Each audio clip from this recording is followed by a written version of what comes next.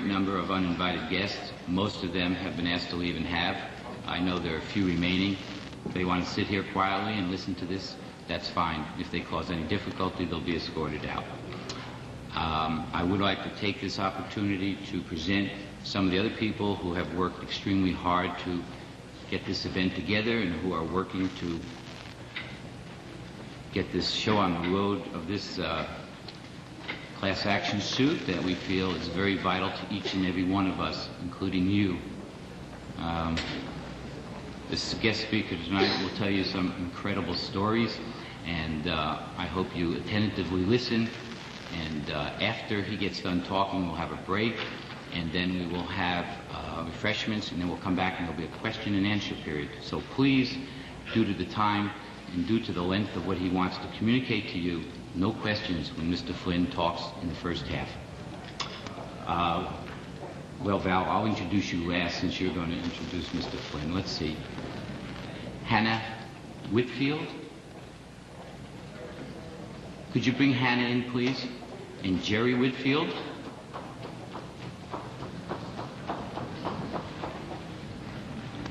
This is not a serious event.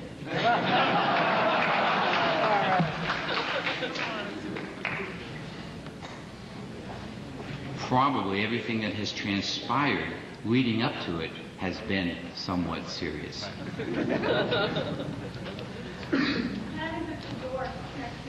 Okay, Hannah Eltringham is working on this. Her husband Jerry is working on this.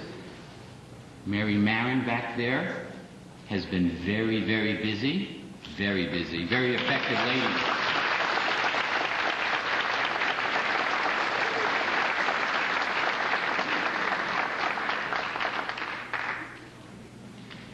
And Fred Stansfield, where's Fred?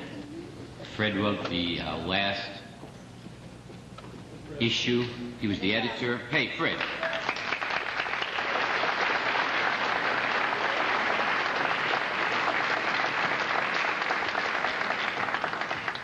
Come on up, you guys. Anyway, I want to just acknowledge these people.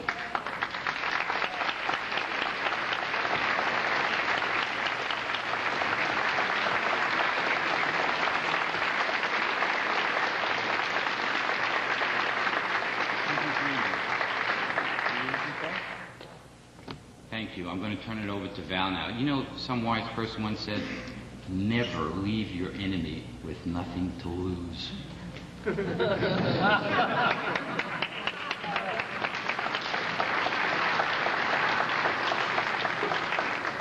Tonight we begin a new rundown.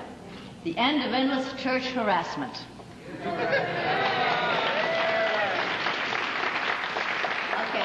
After the lecture, you can purchase copies of the cassettes. We'll try to make them for you right away. Or you can order cassettes or videos. You all have copies of the pledge. I want to make it clear that you don't have to pledge money to join the suit. You are represented when you sign. Don't feel embarrassed or rejected if you don't have money. We know who fleeced you. Anyone who agrees with any one or more of the claims is eligible. You have three choices: your name, your money, or both. Take extra pledges, take them with you, take them home, and get your friends to sign. Every name counts. Tonight, for those of you who are in agreement with this, and you don't have to be, let's create the intention by the end of the evening we have enough names to start the action on Monday. And those of you who are listening to the tape and the video will create a second wave that will bring your cause, our cause, to fruition in a very short time. Okay. When I first met Mike Flynn in 1983, he spoke to a group of 125 questioning Scientologists. We had seen that we'd been lied to about some things by the Church of Scientology. We dared to question if we'd been lied to even about Michael Flynn. So we asked him to speak for himself. As a result, he made a lot of friends. He spoke here again in 1984 in 1985. And all these are available on tape.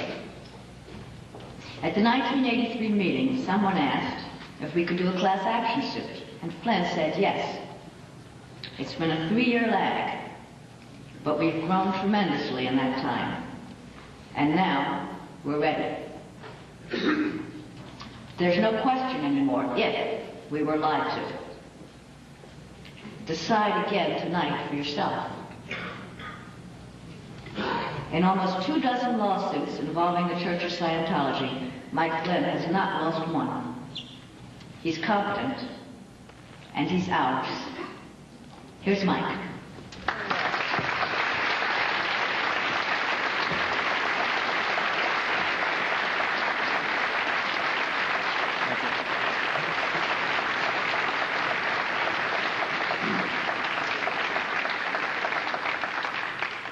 Thank you. As the leader of the anti-religious movement in the United States, who is single-handedly destroying religion in America, I would like to thank the people who own and operate this very appropriately Jewish synagogue, and I say appropriately because of the history of persecution of that group, who have apparently welcomed or made the decision to allow me to speak to you when a religious institution with 6 million people, the Church of Scientology, has apparently represented to this synagogue that I am destroying religion in America. Someone apparently had the courage to at least hear what I had to say. I think this is on all of our minds. No. Can we be assured that you're going to lay off LRH, right? And the right? Down. It's a fair question. Lay off LRH. That's fair. Put the handcuffs on them. Right. Serving the players.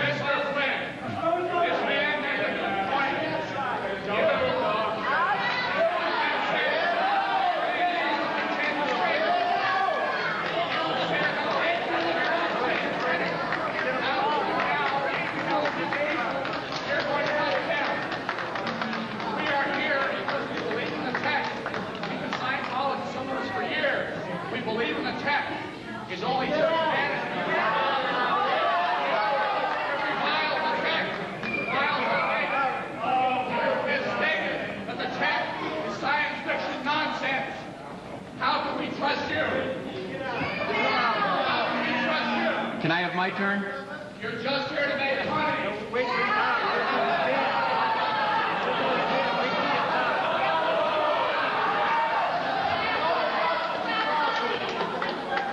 Mr. Flynn, have you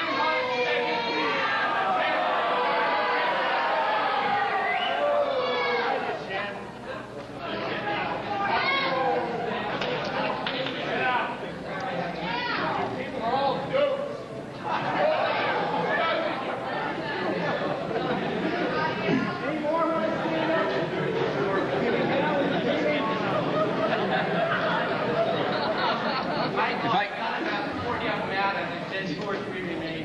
Thank you. It is the creed of the Church of Scientology, apparently, which is part of the tech, of which this gentleman and others apparently believe, apparently very wholeheartedly, that all men have the right to think freely, to utter their own opinions, to utter opinions on the opinions of other men, is, I believe, how Mr. Hubbard wrote it. and they have inalienable rights to their own sanity, to their own defense, and to speak. That gentleman had his right to speak. I, too, have my right to speak. The church has sued myself and my colleagues, as you know, I don't even know what it's up to now, 13 to 17 times, for speaking. I was informed by members of my office that I am going to be sued for tonight's speech. My lawyer, Mr. Rob Kilborn, who happens to be present, not by my request but by his own volition, asked me before the speech what I was going to talk about. And I told him I didn't know yet. And if I didn't know, how was the church going to sue me for something that they knew I was going to say before it had been said?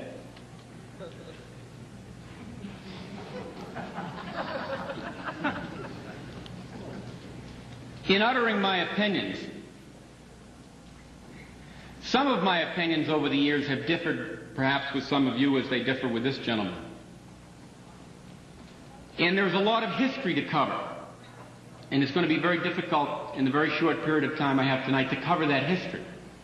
But we can focus to some degree, and I'm going to assume in what I have to say that many of you have heard what I've said before, so I will try not to duplicate what I've said before. But there is a very essential message that must be given to you and to the people who run the Church of Scientology. And that is that I have a right to speak, just as they have a right to speak.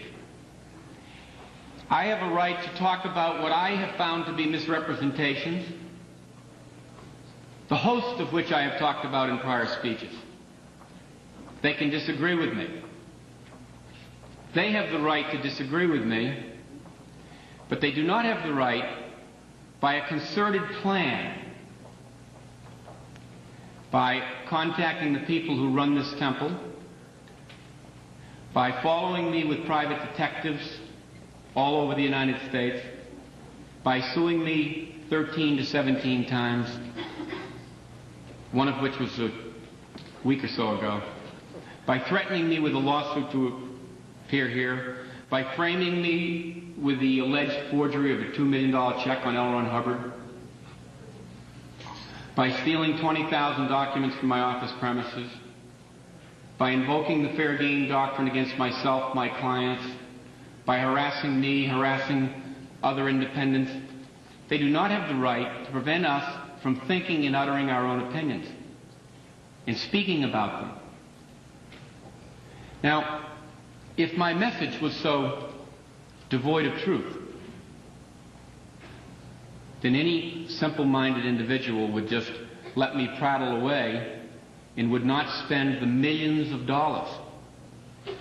And I would estimate somewhere between 5 and 15 million to date to try to prevent me from speaking. They would not spend the millions of dollars that were spent, for example, in the Armstrong case alone to prevent me from having the documents that were L. Ron Hubbard's in the church documents released to you people so you could read them. The truth is that since 1982, when Jerry Armstrong was sued, we have defended him and won and sought to obtain release of those documents while they have sought to conceal them. The reason they have sought to conceal them is because the documents are devastating to what has been told to you. An independent person who is not a Scientologist may read these documents and might say, so he romanticized his background, so he lied about whether he was a nuclear physicist. But Mr. Flynn, what about the death of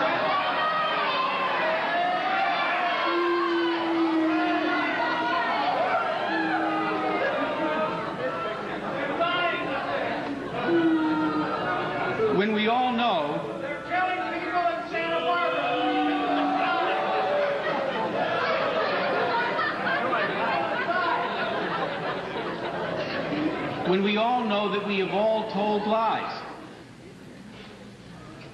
We have all told half-truths. There is no man or woman living that has lived for any length of time who has not been completely truthful in life to himself, the people around him. There are those who are well-intentioned who strive for that, who make mistakes and try to correct the errors. But there is no one who has not made mistakes. So someone who is looking at L. Ron Hubbard's life might say, so he made a few mistakes. And I would agree with that person, because we've all done that. But look at his legacy. Look at the legacy of L. Ron Hubbard. All of you who have been through life repair, who have found, at least in my opinion, the beginning stages of auditing, truth within yourselves and confronted those hidden deceits and hidden lies within you, found what you believe to be the legacy of L. Ron Hubbard. And you followed it, and you're here tonight because of it. And it's a true legacy, because L. Ron Hubbard is like every man. There is both goodness and error in him as in all of us. Now that he is dead, it is perhaps even more important to look at his legacy. And the legacy is the dichotomy, I submit, between that creed of the Church of Scientology and the code of a Scientologist that talks about those aspirations that we all adhere to, that were the foundation mark of this country, that all men are created equal, and they have the right to split apart from a government or an agency or an entity that oppresses them, whether it's the King of England, the Guardian's Office, the CMO, whatever it is that oppresses them, they have the right to separate from it, liberate themselves, and pursue a legacy that they find in their own heart is true. The suppression of that pursuit is the harm. The suppression of having me speak is the harm. I could get up here and speak and say things that are ridiculous, and you can discount them and throw them away, and you won't be harmed. The Church of Scientology can get up and say things. You can believe them. You can pay $400,000 through the OT levels. You can spend 20 years of your life, and you can find out you were lied about your PC folder's confidentiality. You were told some untruths about the background of L. Ron Hubbard. The critical inquiry becomes, were the lies so significant, the misrepresentations so significant that they severely affected my life? If I believed he was a nuclear physicist, though someone might say, big deal, so he's not a nuclear physicist. But suppose I believed it and it was propagated for 35 years to sell things, to sell me, to sell another physicist on the tech, to make it all scientific. Then to that person, that misrepresentation becomes an extremely significant thing. Because a big part of their life, their personality, that subscribed to that, pursued something that was untrue. And the pursuit of truth is what the Church of Scientology is supposed to be about. So the question becomes, in inquiring into the legacy of L. Ron Hubbard, who is a Scientologist? What is the Church of Scientology? Is it the people who subscribe to that creed? Or is it the Guardian's Office that perpetrates the fair game doctrine that says lie to, sue, cheat, and destroy? Or attack the attacker that says feed lurid blood, sex crimes to the press?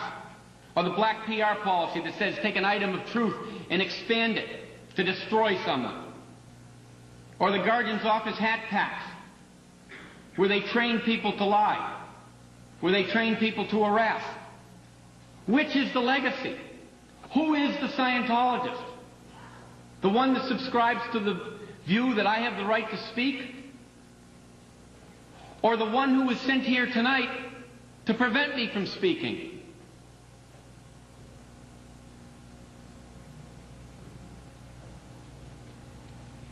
If you ask yourself, well, the Scientologist is the one, it's me. It's me who paid $5, $10, $15,000, $50,000, $100,000, $500,000 to get through the OT levels. To find truth.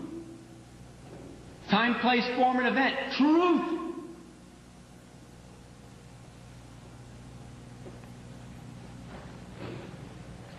Then those are the people who were motivated and intentioned by those ideals that are in the creed. But just hypothetically, suppose, like in most things in life, there's a flip side to good, perpetrated by those who would use good and manipulate good people for bad reasons.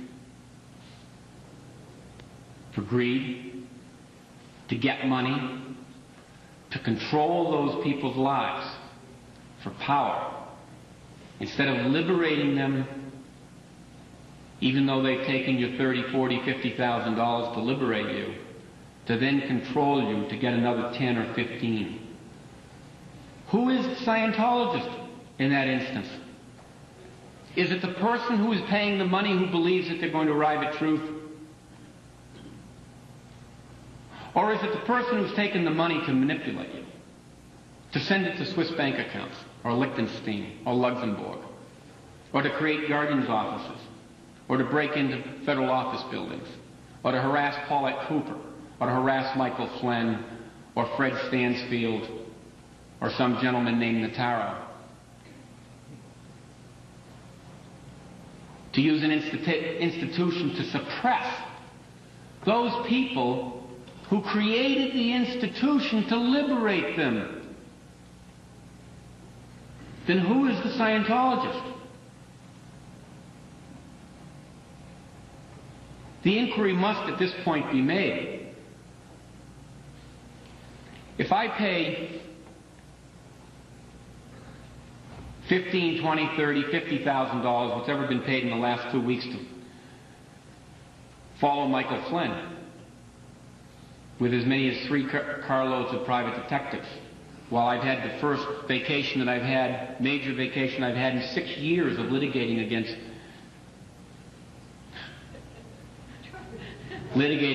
people who I conceive are trying to harass my clients. While my wife and I are on vacation and staying at a local hotel and staying in room 258, and Alfred Bay and Eugene Ingram and his associates rent room 256, which is what they did. Or use 3 carloads of private detectives right up on my bumper to follow me everywhere I go, to harass me, to emotionally and mentally unnerve me, so that I won't do what I'm doing. Is that appropriate conduct? Is it appropriate to use your money to finance those activities for doing what I'm doing, which we will look into? Or is it appropriate to tell me that I'm going to be sued before I've even spoken, or be arrested for soliciting clients, which is what I understand I'm going to be arrested or sued for? If their purpose is to disseminate truth, why can't they tolerate what I have to say? Is it that harmful? Why do they have to pay millions of dollars to perpetually sue me, perpetually harass me with my wife, who is extremely upset over this ordeal, or send private detectives to the hotels that I go to? Is that a Scientologist? Is that a church? To hire Eugene Ingram, who was removed for the LA police department for pimping, pandering, running a house of prostitution, and aiding narcotics dealers? Their chief worldwide investigator, who paid $25,000 to a fellow now sitting in a German prison, formerly an Italian prison, to sign an affidavit, who's under indictment for perjury, that I forged the $2 million check of L. Ron Hubbard? With L. Ron Hubbard or the church's money, they pay a fellow $25,000 who did it to say I did it with him?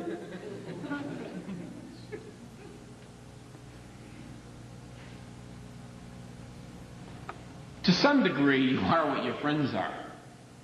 To some degree, birds of a feather do flock together.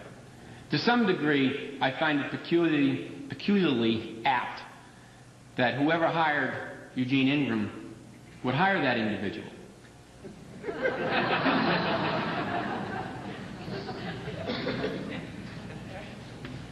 So who is the Scientologist? Is it Fred Stansfield, Valerie Stansfield, and you people? Is it David Miscavige, Pat Broker, Norman Starkey, Lyman Spurlock, in control of millions, hundreds of millions of dollars, who don't want Michael Flynn to speak? And who do I represent? Tanya Burden, who left when she was 17, who coded and decoded telexes under Operation Snow White to infiltrate the United States government at the age of 15 when she should have been in math class?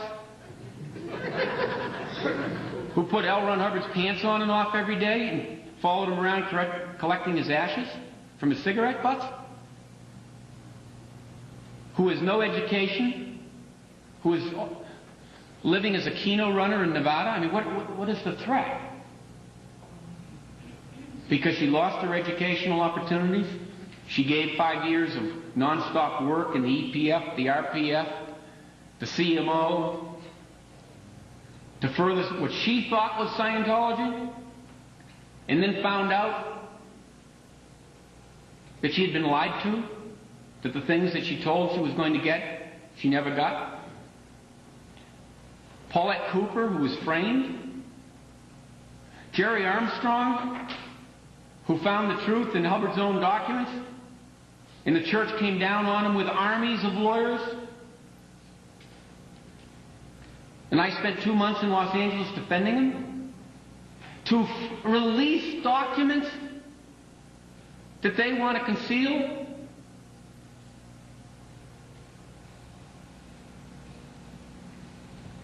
Who is a Scientologist? Jerry Armstrong, who sought to release; David Miscavige, who sought to conceal. The information in your PC folders.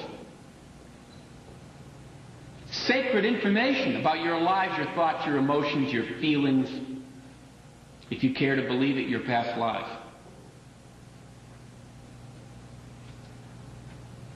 Michael Flynn, the anti-religious destroyer of religion, who was against autonomy, is now defending and speaking and willing to represent those people who gave the information in those sessions confidentially, to preserve the sanctity of those sessions, because it was represented to you that that information was confidential. When if you look at the documents, and I won't bother to pull them out, but they're all over the United States, what the Guardian's office did and what the people in control continue to do with PC folders. So you want your own information back. You want your own PC folders back. Most of the people who come to me come with no money, with no PC folders, having spent 6 years of their lives working for an institution that's now worth hundreds of millions, and ask me for help to correct the injustices of having their PC files culled, of being told that it was confidential, of being told about L. Ron Hubbard and his background, about being told what the church would do. They come for me for help when they have nothing left. So because I represent them, I get sued by David Miscavige and his cronies for representing these people. Who's the Scientologist? Is it the Scientologist who adheres to the creed? Is it the Scientologist who pursues the fair game doctrine? Who hires private detectives? Who hires armies of lawyers? Who propagates ridiculous things, like paying a known perjurer $25,000 to claim that I forged a $2 million check? To use that money for those purposes. To attack the attacker. To feed lurid blood sex crime to the press. To run constant operations on me and my clients. The reason I asked you to ask this question is because it has to do with my solicitation. The solicitation I'm going to make to you tonight. The solicitation for, quote, clients that they're going to sue me for. I don't need any more clients.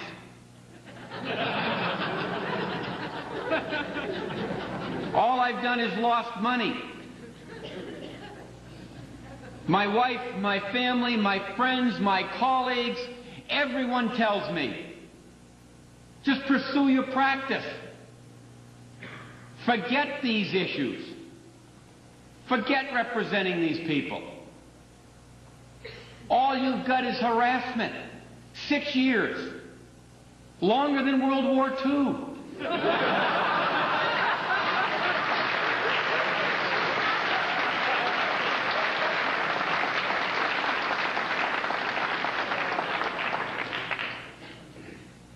So I come here tonight because I've been asked by Fred and Valerie to talk to you. Which they are going to say, I'm here soliciting clients. Well, we can put the issue to bed. As the leader of the anti-religious movement, I'm here to solicit converts.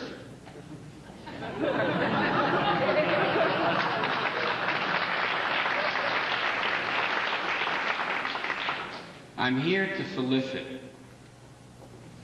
Scientologists.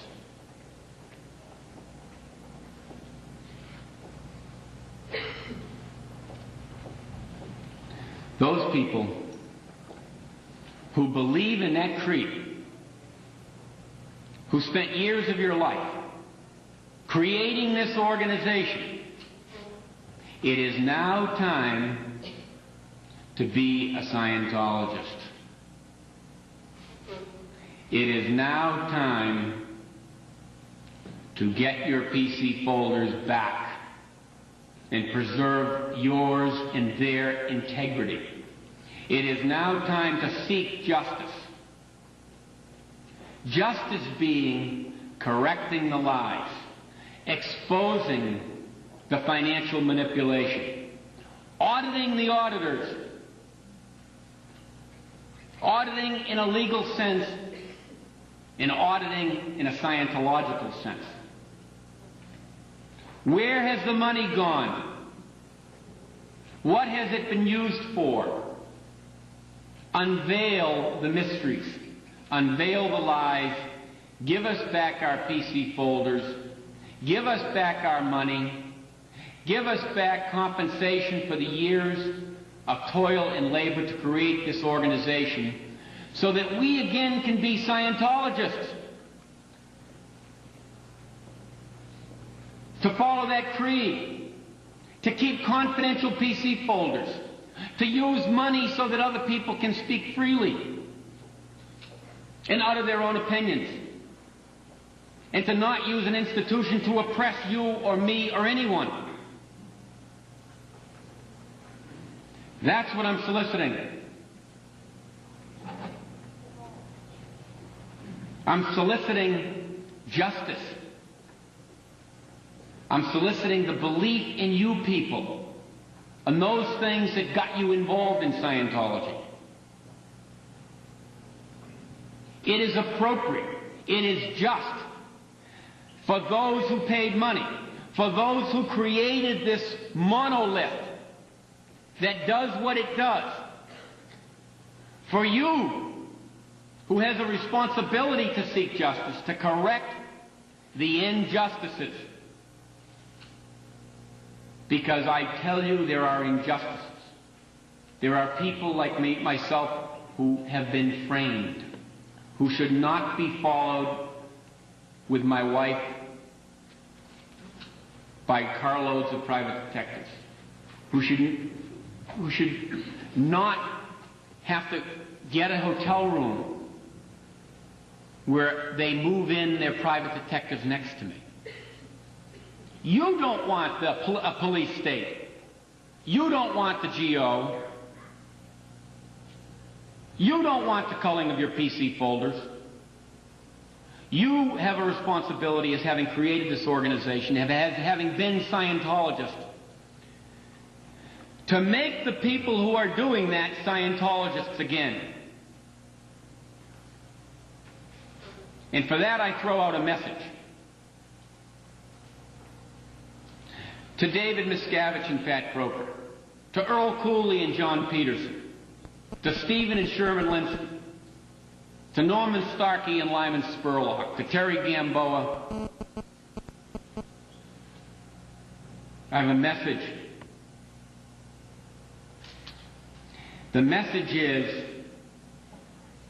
now is the time to correct the falsehoods, to correct the oppression, to correct the injustice, to avoid litigation, to avoid a class action, to avoid using theirs and yours millions of dollars to hire more armies of lawyers and perpetuate this stupidity, as all lies are. And it is so easy for them to do it. If you want your PC folder back, let them give it to you.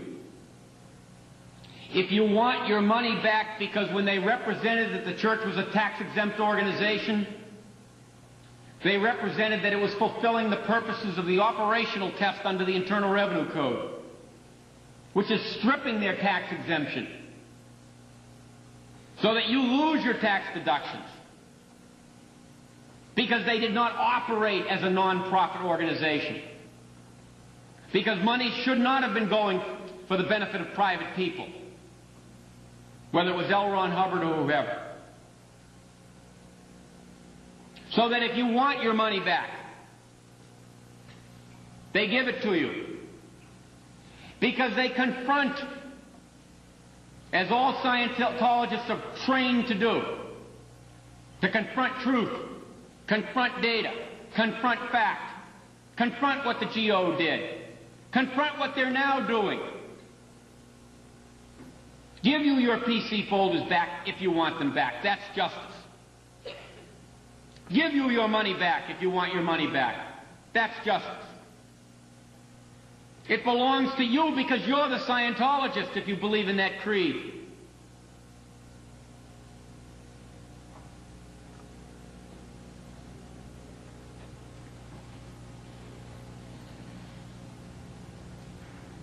If you seek justice and struggle for it and fight for it, you'll get it.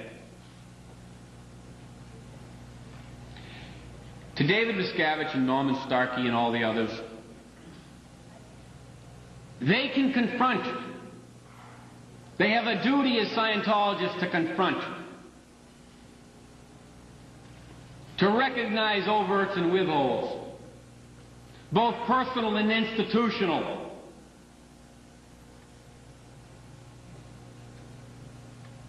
To correct the injustices that those overts and withholds have caused. They can avoid litigation. They can announce very simply. For those who want their PC folders, we return them. a judge has decreed, Superior Court Judge Breckenridge, that the use of confidential information from PC folders has been taking place. There is such a judicial decree. We will agree that it's been done. It was an overt of the institution. We will return those PC folders to those people who want them back. That would be justice. That would be following the creed. Let them do it, and they will avoid litigation. The monies that you paid, let them return them to you. It will avoid litigation. The monies that were paid to unmercifully harass and destroy purported critics, let them fairly compensate them. That will do justice. For those people who have been denied tax deductions, let them pay those let them pay those amounts to the Internal Revenue Service. And I have numerous people who have contacted me with that problem. That would do justice. To stop the harassment, to fire the private investigators, that will be justice. I call for them to be Scientologists, to communicate, to confront, to avoid a class action suit. The problems will be resolved. The triangle, the ARC triangle, will be created, and there'll be peace again.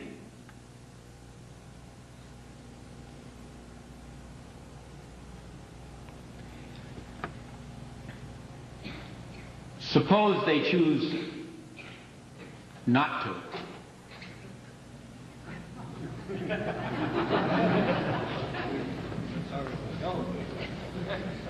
Suppose they choose to use their hundreds of millions of dollars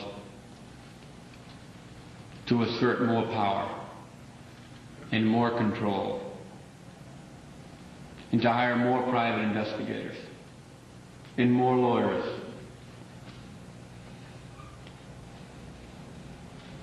There is a responsibility. I was never a member of the Church of Scientology. I have no trouble with the creed.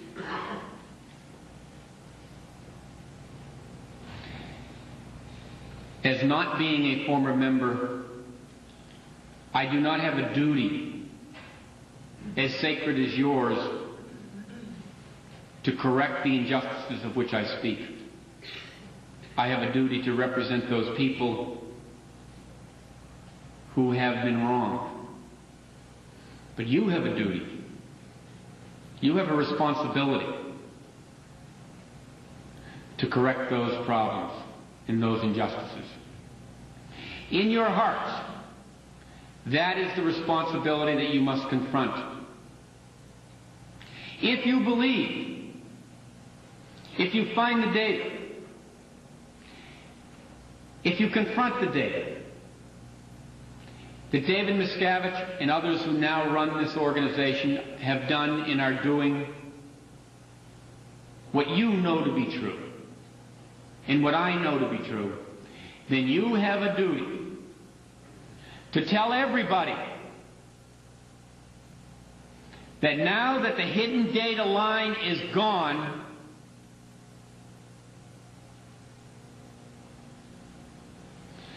that it is your responsibility, their responsibility, to audit management. It will no longer suffice via the hidden data line that this is Ron's will.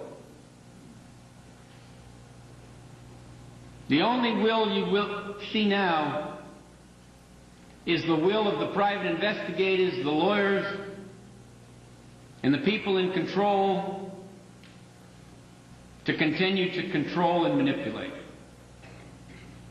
It is your responsibility to audit those people, to seek an accounting, to find out whether there's been a breach of the fiduciary duties and responsibilities and oaths and representations that were made to you. It is very important that you don't fail in fulfilling that duty. Because if you don't, the monster will grow. The power will get bigger. And in this century, as I speak in this synagogue, in this temple, we have seen what power in the people who created this, the religious ethic that created this temple, those people, perhaps more so than any other people, have seen what oppression, violation, injustice, turning your face as your neighbor is taken from his home. The people who created this temple have seen how big the monster can get if they do not confront reality. Once you hire private detectives to do what they've done. Once you hire and create guardians' offices to do what they've done. Once you hoard away hundreds of millions in bank accounts to manipulate and control. Once you take in charge and assert and make you believe that you have to pay $200,000 to have your consciousness raised, your being expanded.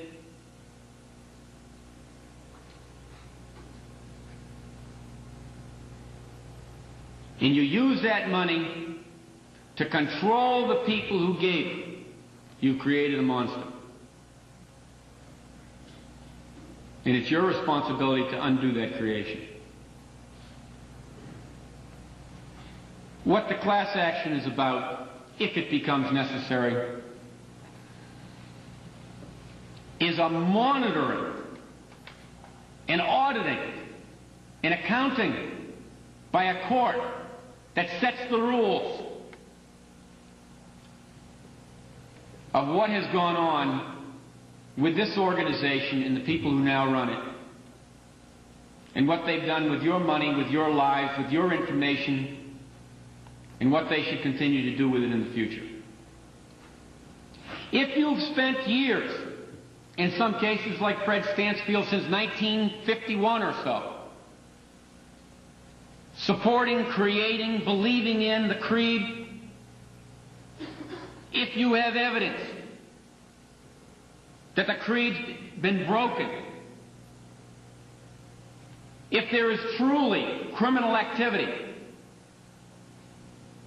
if it, as it has been rumored, there will be indictments, as there have been indictments and convictions of Mary Sue Hubbard and others in the past, of financial manipulation and mismanagement and fraud, you have a duty to act.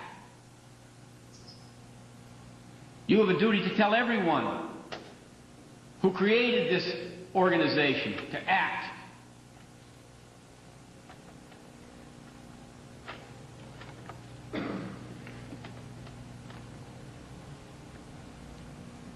Earl Cooley tried to get in here, but Mr. Flynn would not talk to him.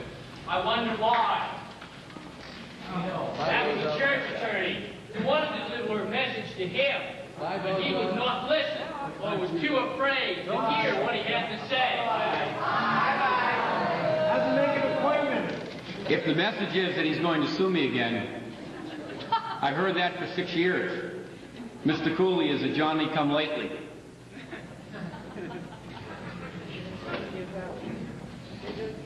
In one other speech to a few people in the home of the Stansfield, as the perpetrator of the anti-religious movement, I quoted the book of Isaiah, the Old Testament, which I will do again. If you people fulfill the creed, fulfill your duties to correct the injustices that you know and I know have taken place, then you will walk and not be weary, run and not be faint, and you will take up wings as eagles. Thank you.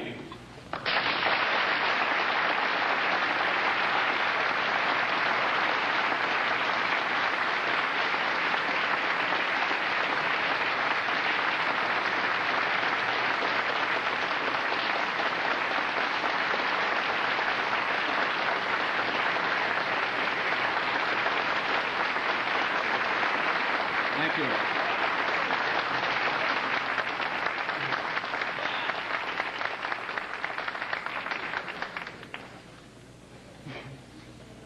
Thank you. Michael Flynn was invited here tonight by the steering committee to speak, and on the behalf of the steering committee of FAIR. There are 6 of us. You met all of us earlier at the beginning of the program. You'll be seeing more of us later. I'm sure a lot of people will. Refreshments will be served in a few moments. Before we get to that, let me tell you real quickly, if you wish to take a break and go outside the doors, that's fine. But we're not letting anybody back in for security reasons. So if you want to take a break and go outside, that's fine. But don't go all the way out if you want to hear the question and answers later on, when we'll have quite a few of those, I'm sure. Let me just check something here real quickly. How many people here are looking at becoming a part of that class action suit? That's a pretty hefty number. That's great. If those of you who are looking at becoming a part of it and want to get started on it right away, there's a table back here. There's also another table in the refreshment area where you can do so at the break. We'll probably be taking 30 to 40 minutes of a break, and enjoy yourself, have everything that you want there. Then we'll come back for questions and answers. Thank you very much for attending. Let's have a round of applause for Michael Flynn.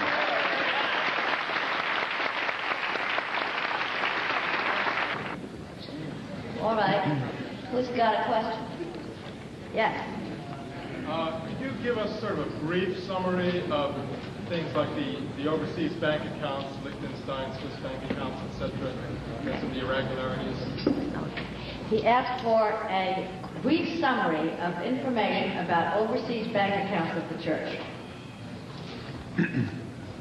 What is on record in the various lawsuits so far, and I understand there's quite a bit more which I won't go into, but I'll give you what is on court records with regard to bank accounts. In the period of 1972-1973, an organization called Religious Research Foundation was created. Religious Research Foundation was nothing but a bank account in Liechtenstein. It provided no goods or services. It did nothing in terms of disseminating the text, providing auditing. People who went to FLAG, as many of you know, who may have made out checks to Religious Research Foundation, had their goods and services provided by Church of Scientology of California during certain critical years, which owned FLAG, that corporate entity. Church of Scientology of California was a non-profit, tax-exempt organization, purportedly acting under the laws of the state of Florida and the United States. The funds, in fact, went to Religious Research Foundation, to Liechtenstein, and were, in fact, diverted, in some instances, directly to L. Ron Hubbard, which is what they call enormous. It is one of the tax laws that no part of the net earnings of a non-profit tax-exempt organization can inure to the benefit of a private shareholder. If it does, it loses its tax-exempt status. Millions of dollars were diverted. In addition to that, although L. Ron Hubbard had allegedly resigned from all church control and management, he had de facto control over that bank account. In excess of $100 million ended up in the bank account. In addition to that, the known evidence is that between May and November 1982, Howard Schomer personally transferred between $30 and $40 million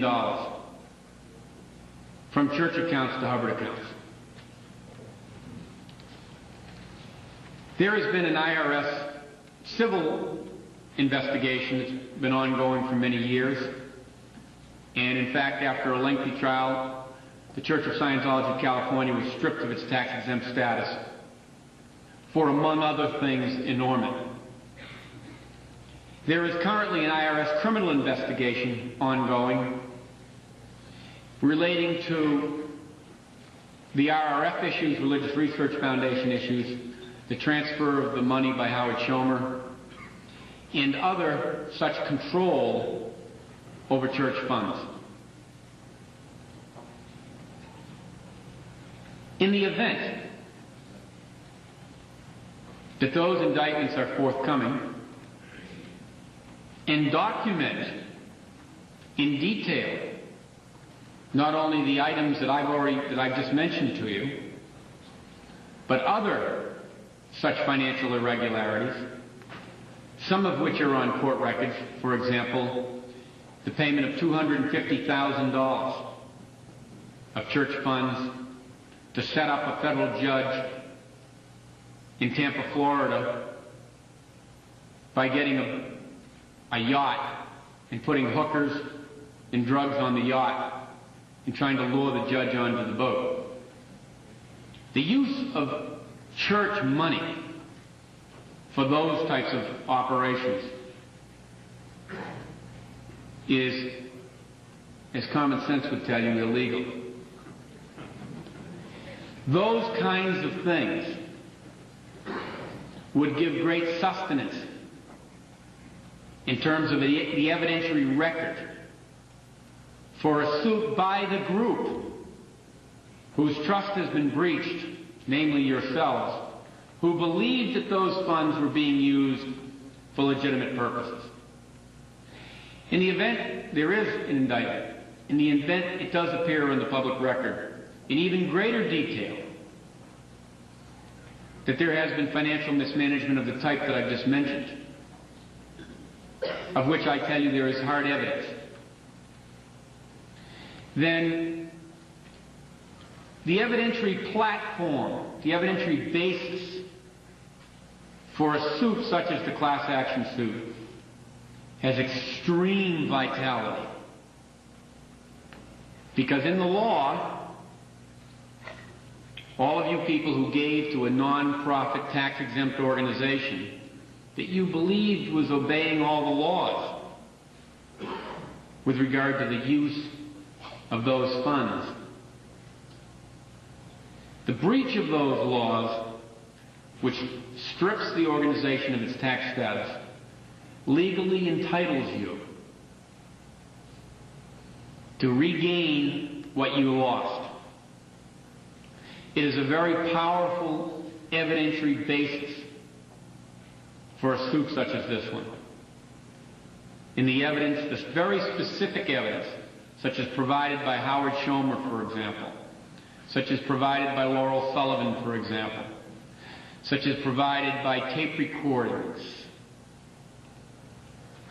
of high-level church officials dealing with the diversion of monies, is very powerful evidence to support your case. Those are among the items of evidence. Yes, sir. There's a statement from the Freedom newspapers to us in our mailboxes, or at least to a lot of us in our mailboxes, that tries to stir up our old fears of David Rockefeller and the world takeover linking you with support by David Rockefeller as one of his minions. Would you comment on that, please? Because I wonder what your viewpoint is. I don't know. I got it. But they don't. Oh, you have to, okay. He's asked about the church's accusations about connections between the Rockefeller Foundation and Mr. Flynn. As the head of the anti-religious movement, which David apparently subscribes to too, I'm happy to report that the church is willing to place me in that company. Now, there is incredible irony in this recent freedom in terms of the black PR policy of the Church of Scientology and my connection to the Rockefellers. Unfortunately, to protect a couple of very innocent people, I cannot tell you everything that I would like to tell you, but I will tell you this. In 1980-81, the Guardian's office created a report which people like Jerry Armstrong, Laurel Sullivan have seen. That report purports to link me with the Rockefellers. And it did it on the basis that I know a psychiatrist named Jack Clark, who was an evil perpetrator and kidnapper and torturer of people by deprogramming them. And because of my connection to Jack Clark had assisted a family, which is an offshoot of the Rockefeller family, in terms of what the organization had done to the daughter of that family. Now, timing is very critical in life. And prior to the summer of 1982, although I knew Jack Clark, I had absolutely no knowledge that anyone, the Rockefeller family is a very big family, that anyone in the Rockefeller family had been targeted by the Church of Scientology. The involvement of Hubbard in the 50s, I really knew nothing about. Apparently David Rockefeller was upset with L. Ron Hubbard for some reason. I don't know. I don't know David Rockefeller from Adam. I've never met him. I've never talked to him. I've never had any communication with him of any nature or description. That includes Nelson, Lawrence, etc. But a very curious thing occurred. In 1981, 80 and 81, I had supported all of the litigation which had then been going on for 3 years all by myself. And I had no other support. Jerry Armstrong came out in 82, and he brings this document, this Geo Prediction Report, eval. And in the document, there were references to this offshoot of the Rockefeller family, whose daughter had been used by the GO, apparently unwittingly. And in this prediction report, the church was endeavoring to connect me, for whatever reason they thought appropriate, to the Rockefeller family, which I am happy to be connected to. I mean, I'd like to be more connected. I hope they support the class action. But the ironic thing is I didn't know them from Adam. We were hurting for money. The report comes out, and the report is just nonsense. I mean, it's so ridiculous, it's almost funny. I gave the report, since Jack Clark is prominently mentioned and I knew Clark, I gave the report to Dr. Clark. Dr. Clark gave it to someone who knew this offshoot of the family. And if you read the report, you would be as outraged as this family was.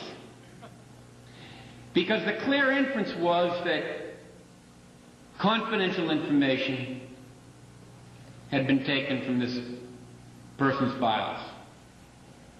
The clear inference was that clear breaches of trust had taken place in an effort to target people, to use the geo vernacular, to harass them. So I received a contact from a lawyer who wanted to know what this document was, who apparently had it somehow through another source, through Dr. Clark.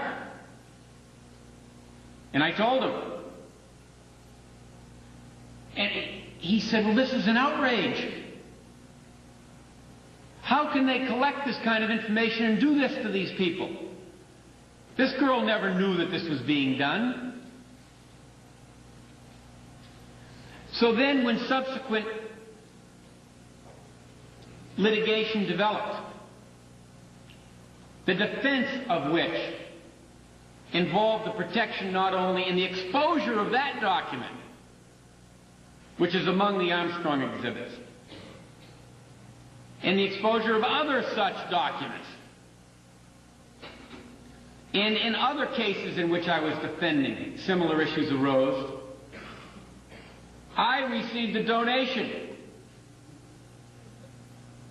from a trust in New York. The GO in their prediction report created a donor for me.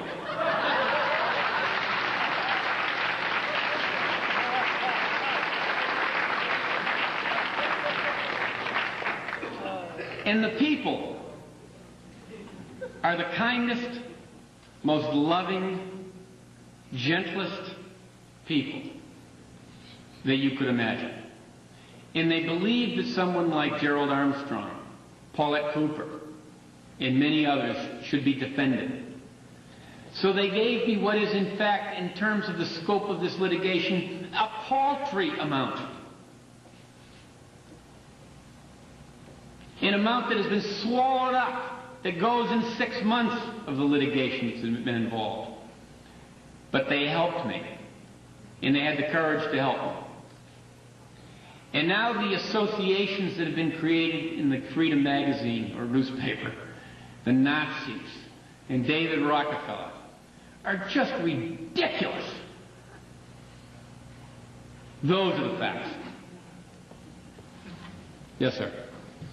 What do you think is going to happen now with the probate of Hubbard's estate, and how do you think that's going to affect the cases that are ongoing in the IRS and any other investigations? He's asked about the money from Hubbard's estate and what's going to be happening and how it will affect the cases. Good question.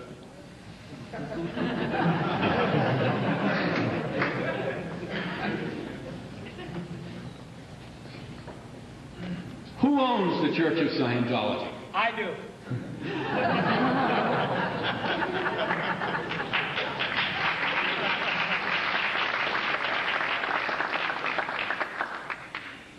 There are numerous legal issues to answer your question. Numerous. To get into some of the more pertinent ones, I'll make a short effort. The bigger ones are so massive that they probably can't be answered in the little time we have.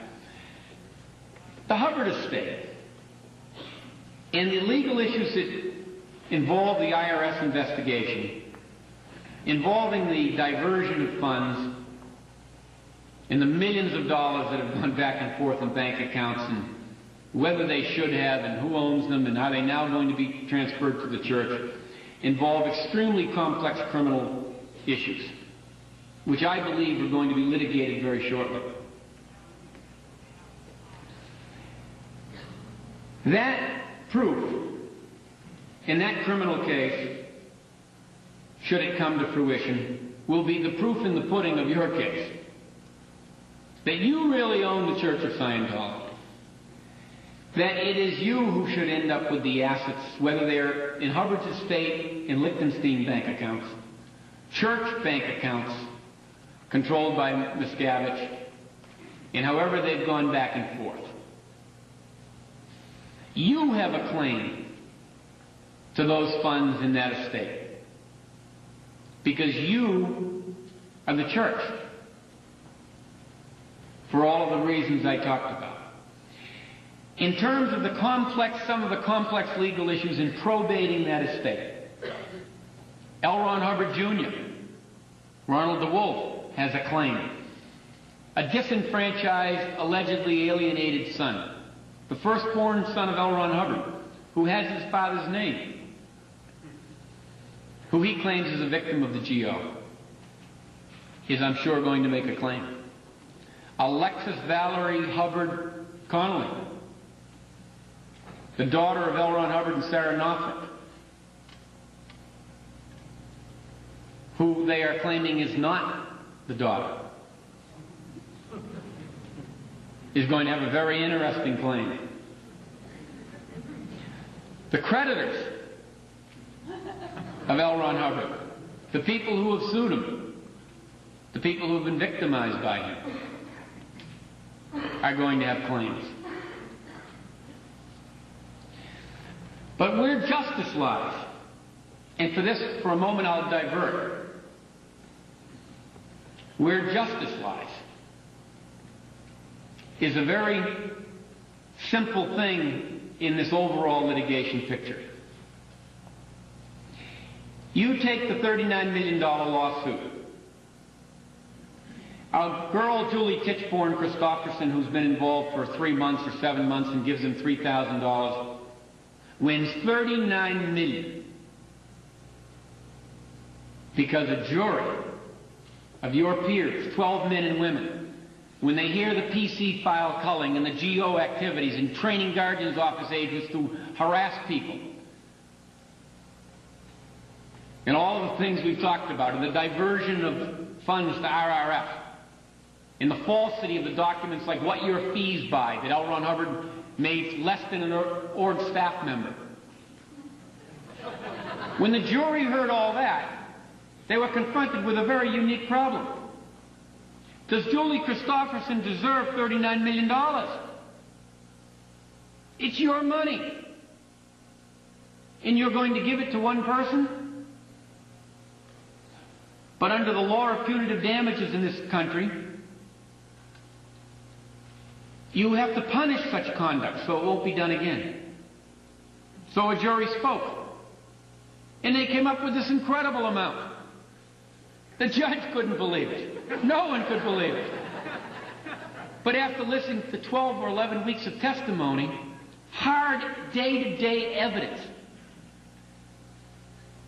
which you people could have had the right to sit in and listen to, they were shocked that a religion, that a church, as I've been shocked when I first saw the Washington documents, they were shocked that an organization was doing this.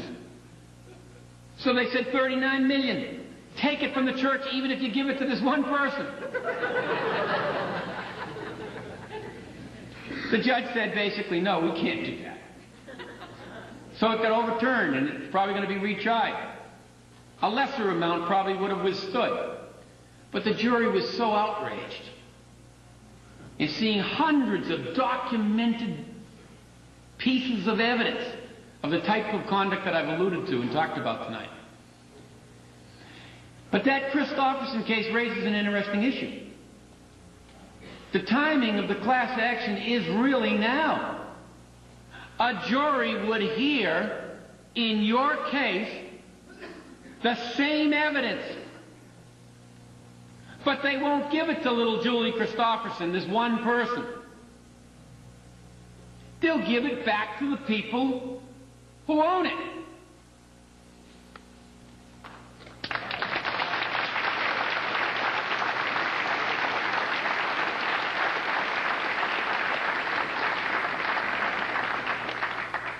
So in terms of the probating of the estate, in terms of this mishmash of these transfers of money back and forth, and who owns what? Who owns the notch material? Who owns solo knots? David Miscavige says David Mayo doesn't. And what I say, as I told David Mayo on the phone today, whoever paid, whatever amount of money they paid, $10,000, $50,000, 100,000 for solo nuts. They own it.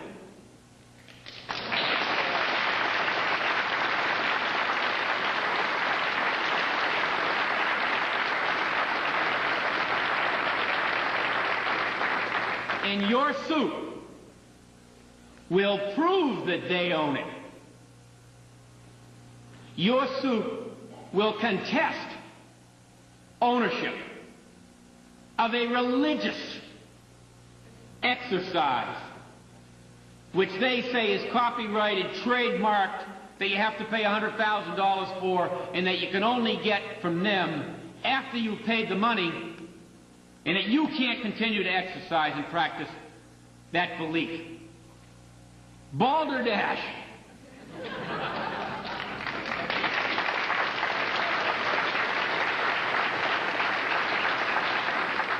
Yes, sir. Disregarding the validity of the suit or not, when we put our names to it, aren't we letting ourselves in for the same thing that's been happening to you? Yes. The detectives, all that stuff. He asked if we sign our names to the class action suit, are we letting ourselves in for harassment? Yes. But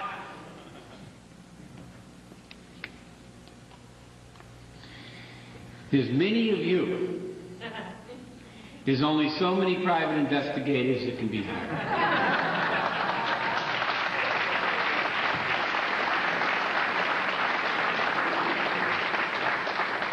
Yes.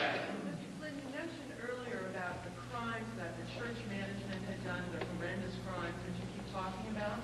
I'd like you to comment that those same management people are now your clients. Martin Samuels, David Mayo, Jerry Armstrong. Those were all the people that were in church management. Good question. Good question. He's asking about people who were in church management, who committed some of these crimes, who are now Mike Flynn's clients. First, we'll run through my list of clients. Tanya Bird. She was a servant. Laurel Sullivan, a servant of L. Ron Hubbard. Not in the Guardian's office. Public Relations Officer of L. Ron Hubbard.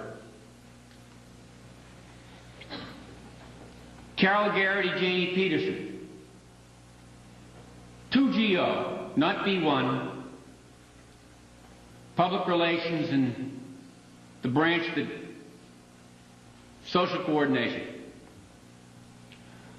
who committed crimes.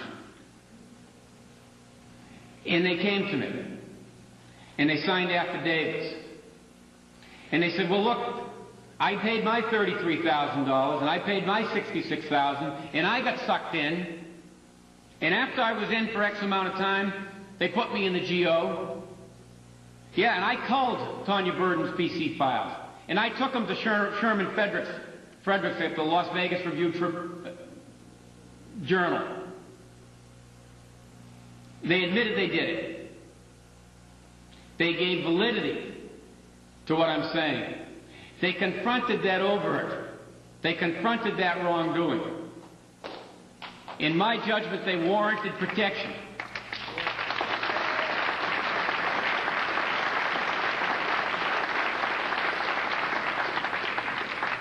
All my other clients are public, low-level staffers, with the exception, perhaps, of Martin Samuels.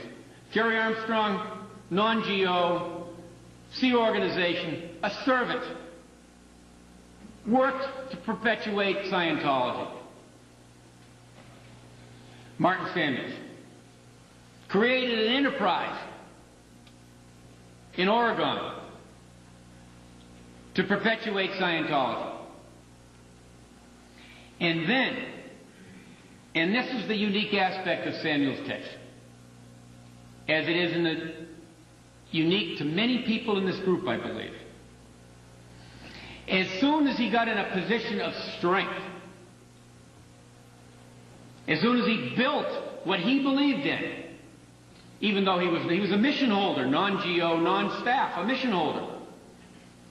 As soon as he built it, It was stripped from him and fed the power of Miscavige. That's bullshit. I work directly with you.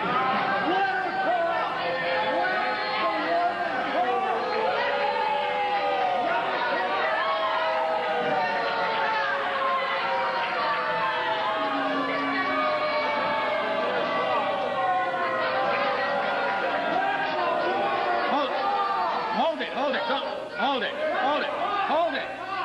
Don't take her out. Please, don't miss.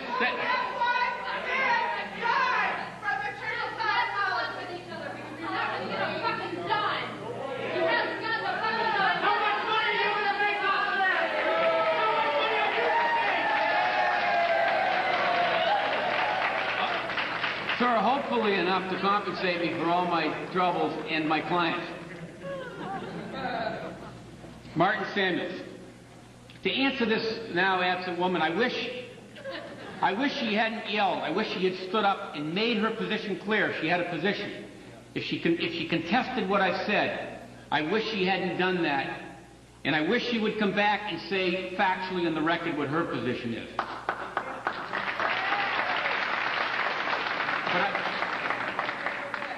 Bring her back. I will give you a few details about Martin Samuels. Bring her back if she will talk and lay facts out, and she won't yell. Bring her back in. If I repeat something, it's for the video. She's gone. Martin Samuels. Look at the result. Look at the result. He creates these huge organizations that are worth millions of dollars. And anyone in this organization who knows Martin, who knows the situation, will know that I am telling you the truth. He gets gangbang sec checked. He gets stripped of his organizations, and he is left penniless. Not a sou. Miscavige ends up with the organizations, ends up with the bank accounts, ends up with control. Martin loses his wife, his children, and what he's devoted 13, 14 years of his life to. So look at the result. The church can claim, as they have, I'm sure, in many of your declares, and only those of you who have been declared with those ridiculous false allegations that have been made in your declares. And those of you who have been subjected to them, you know what I'm talking about. You know it's bullshit. Right. Exactly. Can come in and allege that he did this, and he mismanaged, and he did this wrong, and he did that wrong. Maybe he did do things wrong. But he created this huge organization for Hubbard and the church. And believe me when I tell you, in his heart, he felt he was doing it for L. Ron Hubbard. And then, because there was a power struggle, he got stripped of everything. His wife, his children, his family, his 13 years of work. Now you tell me, what was that issue about? The perpetuation of the faith or money? Money. Next question. I want to ask a question. Yes, sir. I came here as a confused Scientologist, and I guess maybe many people like me here get some answers, know where to go. And I deeply believe in Scientology, I deeply believe in LRA. And you say in your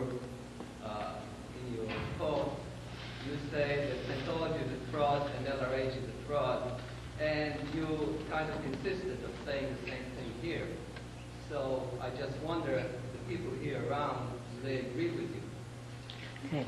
He says that he is believes in Scientology and in LRH, and says that he understood that Mike Flynn said that Scientology and LRH was a fraud, and he wants an answer to understand what that means. Thank you. I have a great deal of respect for that question and your willingness in an atmosphere that I basically control because I'm the speaker, of getting up and confronting what I'm talking about.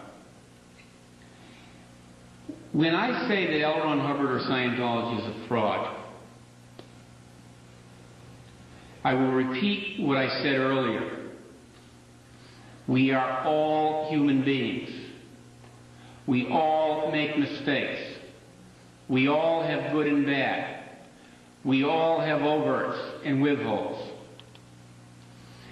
When you take an overt and you perpetuate the overt to perpetuate your power, rather than confront the overt at the risk of losing that power, whether it's money or power itself,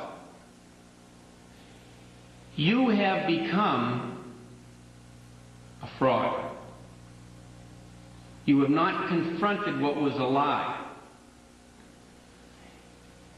It is inappropriate to say, in a generic sense, and by that I mean the broad sense, L. Ron Hubbard is a fraud. L. Ron Hubbard was a human being.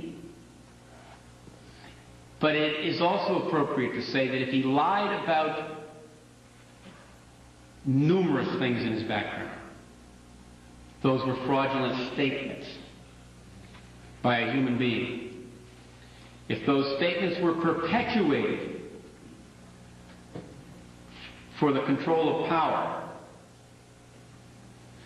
then that is a level of fraud that is even more significant than the original misstatement. If you divert millions of dollars into your own bank accounts, when you say in writing, in documents such as where your fees by, that he has received less than an org staff member, that's a fraudulent statement. If L. Ron Hubbard gave you auditing, in the e-meter, in life repair, in OT3 if you believe in it, in solo knots if you believe in it, and he gave you those things that in your heart gave you yourself and your own truths, then those things are not a fraud. But then if he used, or people around him used, the funds that you bought or paid for to perpetuate power, then you've created an institution that perpetuates fraud. And like most people, like most institutions, you've got to confront your mistakes. It goes to the legacy of L. Ron Hubbard.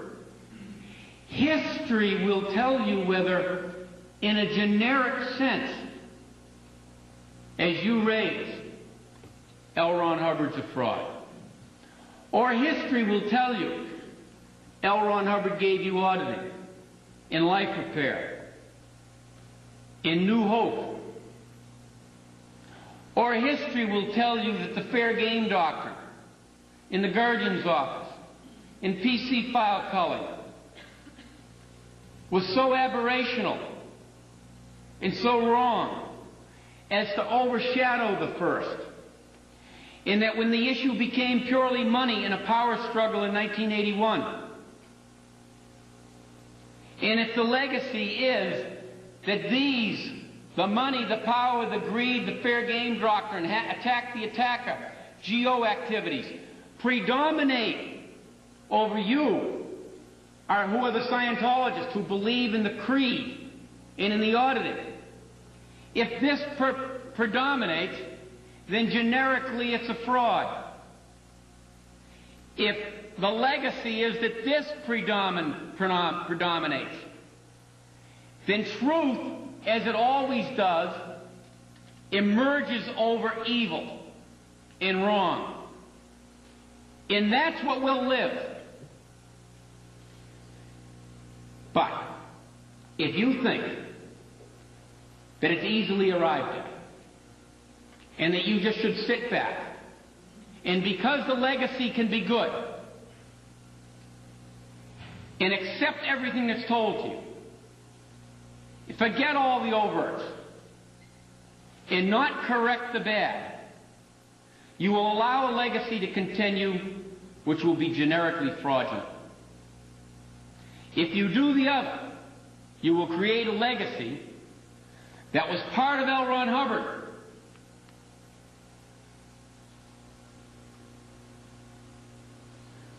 Lawsuits like people like life. Civil litigation.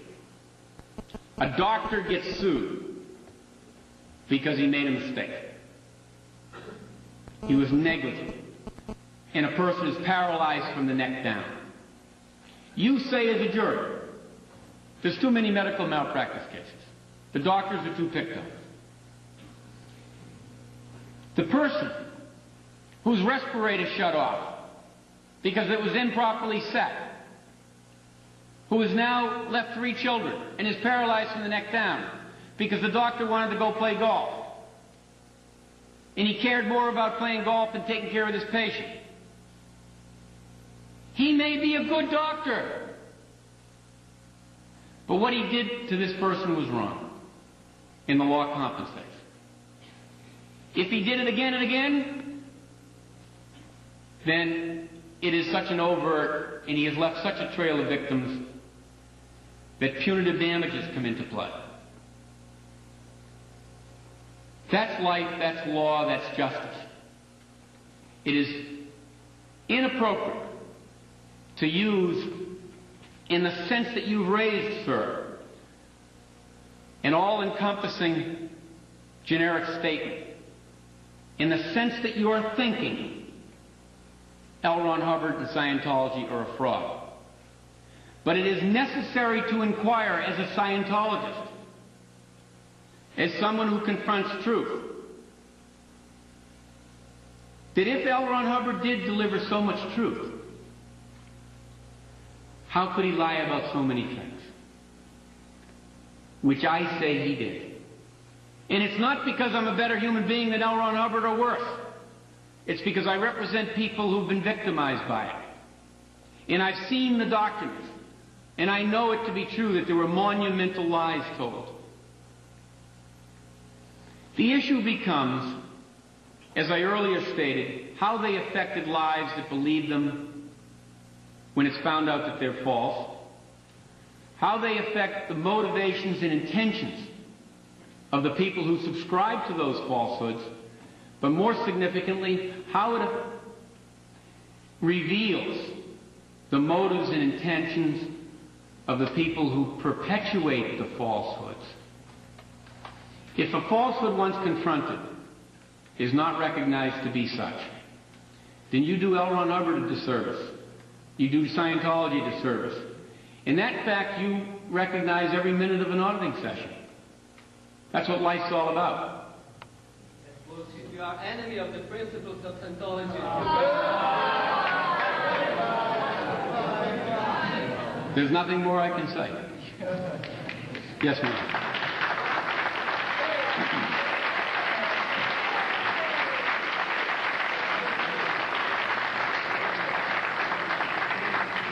Yes, sir. Which one?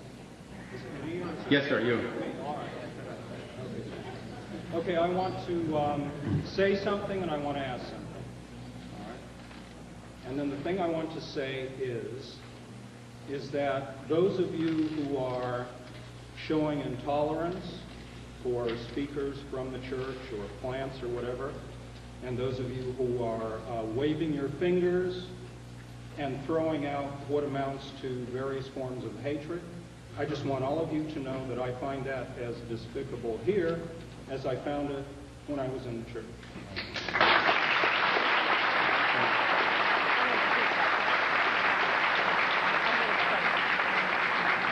Did everyone hear that? Okay. The gentleman is absolutely correct. But the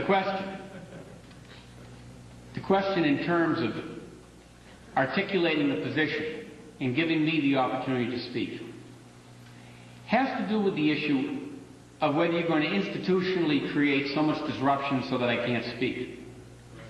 If there were people here who want to articulate a position as this gentleman so ably did, and if people are being removed because of intolerance and repression, then it's wrong.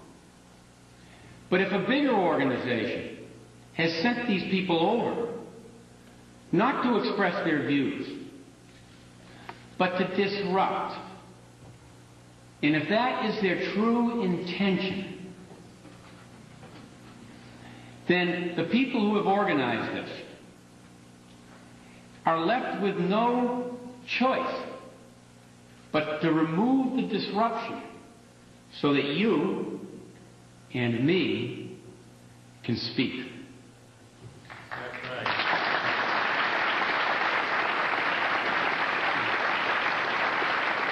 Yes, sir.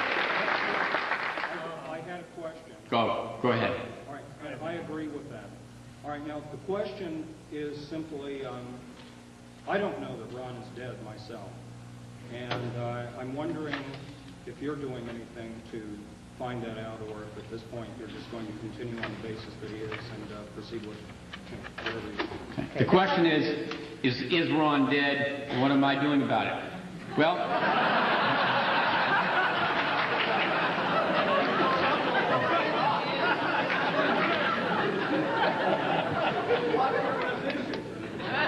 it's a bit, when I first got called on the telephone, and someone said to me, they've released a statement that L. Ron Hubbard's dead. And I knew nothing about it. But given the mystery that's been created, the fact that he's been hiding, they say he's in seclusion. The man died in a motorhome. And no disrespect to Mr. Hubbard, but he died in a motorhome, and the lawyers were brought up immediately, apparently from what I read, before he died, and he was cremated within 24 hours, according to what I read, so there could be no autopsy. And I know for a fact, from evidence in the record, that he was a very sick man for many years. And the falsehoods that have been created that he was a healthy, supremely healthy person, that he causatively caused his death, it's nonsense. The man suffered from numerous pulmonary embolisms. He had severe pulmonary problems, starting in at least 1979, that I know from a fact, from his personal medical advisor, Kima Douglas. He was on large doses of Coumadin, a blood-thinning drug, because of his pulmonary problems. He suffered numerous health ailments. He was maniacal about having his clothes washed in 13 buckets of water to remove soap, and his allergies, and he had a host of ailments that we all suffer from. He was a human being. So the falsehoods that could get created about how he died and his health, and I think the record should correct them. But when I first got called, my immediate reaction, because of my knowledge of what's going on, and that there's this large investigation that's been going on, and in my own suit in Boston, in September 1985, or October 1985, they filed an affidavit dated in September 1985, saying that he was the target of a criminal prosecution. This is the church, the Miscavige Company.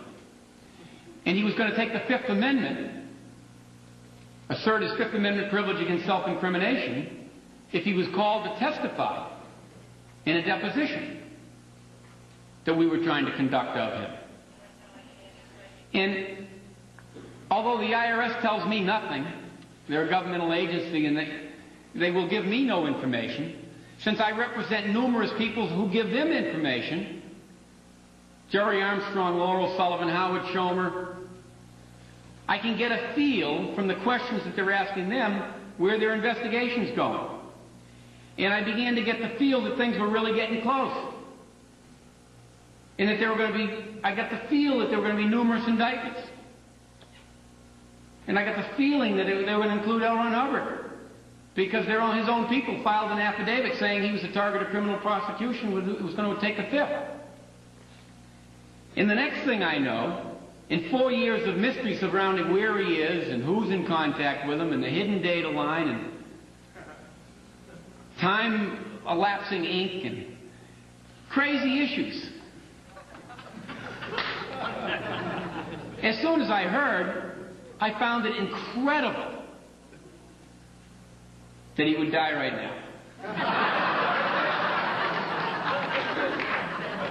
So I said to some reporters, the coincidence, and apparently there are some reporters here, and they know that I said this to them. I find it incredible, the timing of this thing. And I'd like to know, why wasn't he hospitalized? Why did Eugene Dink disappear in May 1984 when I tried to subpoena him during the Armstrong case? What were the indications for his hospitalization? Was he on life support systems? What medications was he taking? What were the facts surrounding the death of this man who's created this organization? You people have a right to know. So I said to the press, I'd like to know. I'd like to know whether it's a hoax. I'd like to know whether this is true. Is he dead? I'd like to know who identified the body. So knowing nothing about it when I was first contacted, having spoken to no one, except a few reporters who first called me, I raised those questions. And I said, the timing is so incredible that this warrants further scrutiny. Well, Earl Cooley, their new lawyer, sued me last week for saying I've defamed him because, in nothing I've said in any press release, as the press knows, have I ever mentioned Earl Cooley's name. Haven't even mentioned it. Simply by questioning the events surrounding his death and whether it was true or not, or whether it was a hoax, Cooley is claiming in this lawsuit that because I raised these questions and said it might be a hoax, I brought into question his truth or veracity and maligned him, so he sued me.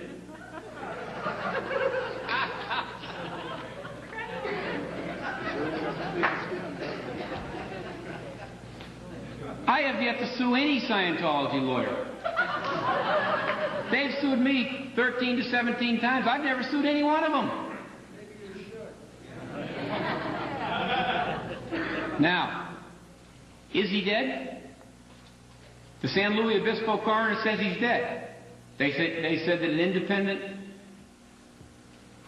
verification of his fingerprints, blood type, and photographs were taken. And then documents were presented and waved around by the lawyers who were present, including Mr. Cooley, the wills, and a certificate of religious preference that he didn't want an autopsy done. And the certificate of religious preference was dated a week before that. And he causatively died one day after he created another will on top of numerous prior wills that had been created. But now it turns out there might have been a stroke at least a week before he actually died. It also turns out there was a period of at least 12 to 24 hours before they even notified the coroner of the death. The blood gets old very quickly.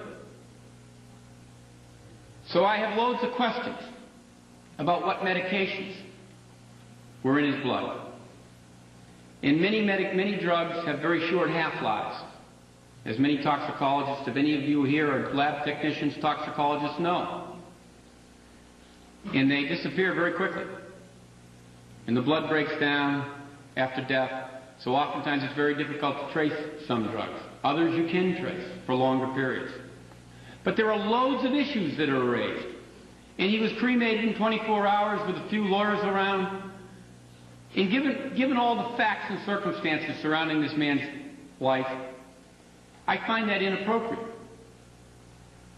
I don't think the evidence should have been removed like that. But apparently the coroner had no choice because of this certificate and because Dr. Dink was present. So I accept at this point, on the face of the evidence, as a lawyer, I accept that L. Ron Hubbard is dead. But I have seen, in the years of litigating with the church,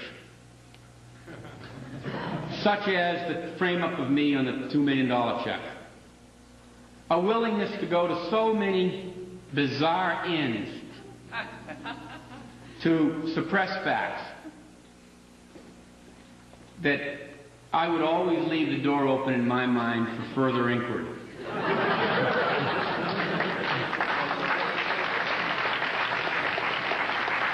Yes, sir.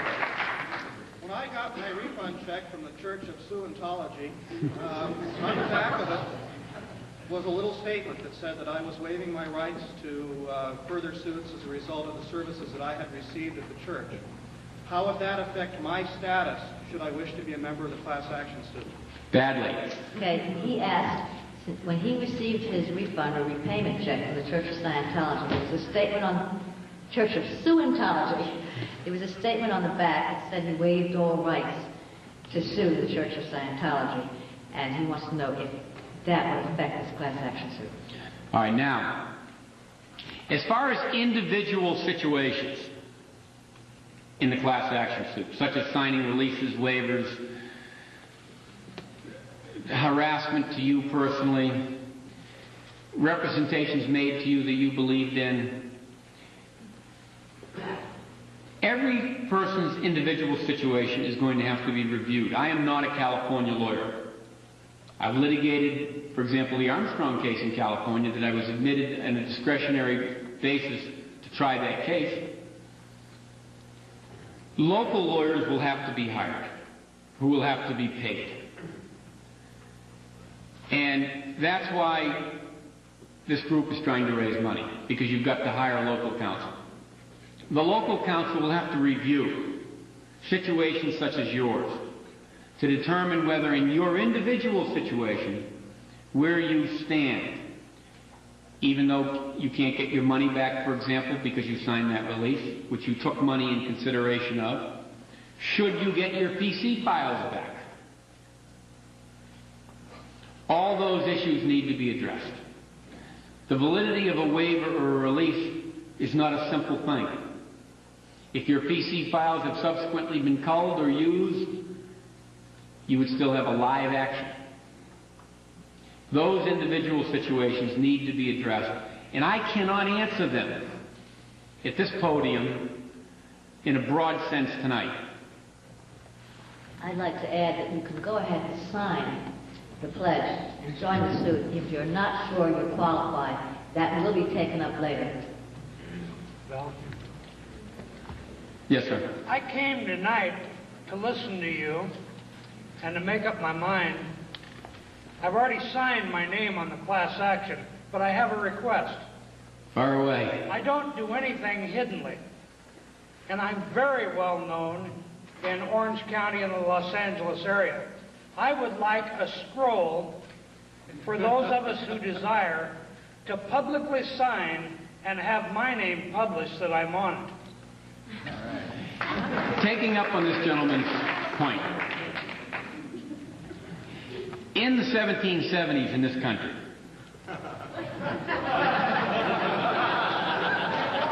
there were people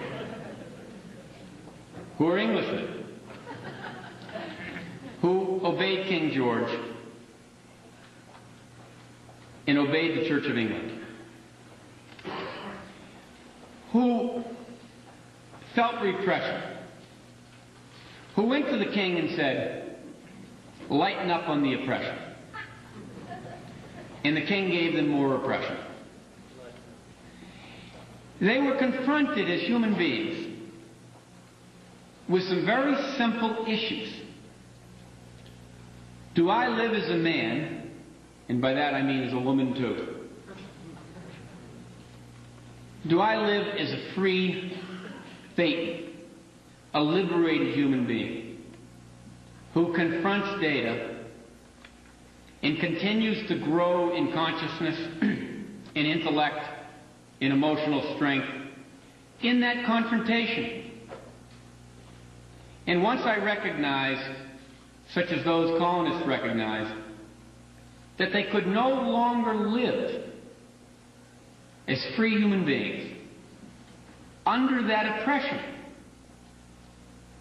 they declared their independence. And they got a scroll together. And they said that we believe that men have inalienable rights. And the government is created for the people. And when the government turns on the people and begins to oppress the people, it is no longer valid government, because we are the people and we are the government.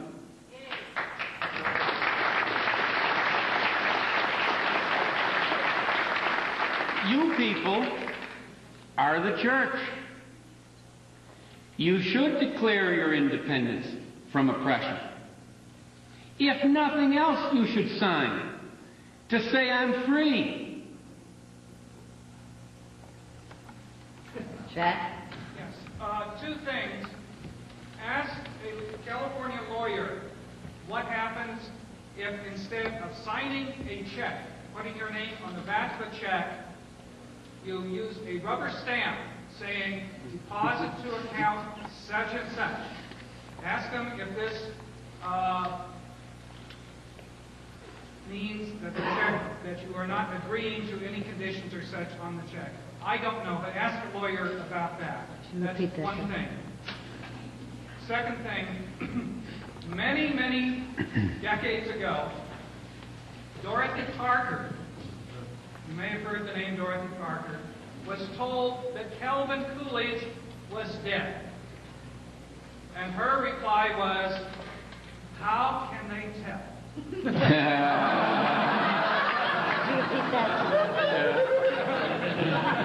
Did everyone hear the latter part of that? Didn't get on the tape. This gentleman said that Dorothy Parker was asked years ago whether Calvin Coolidge was dead. Was told. And her response was, how can they tell? Now, a California lawyer would have to be asked whether putting a rubber stamp on the back of a check constitutes sufficient disagreement with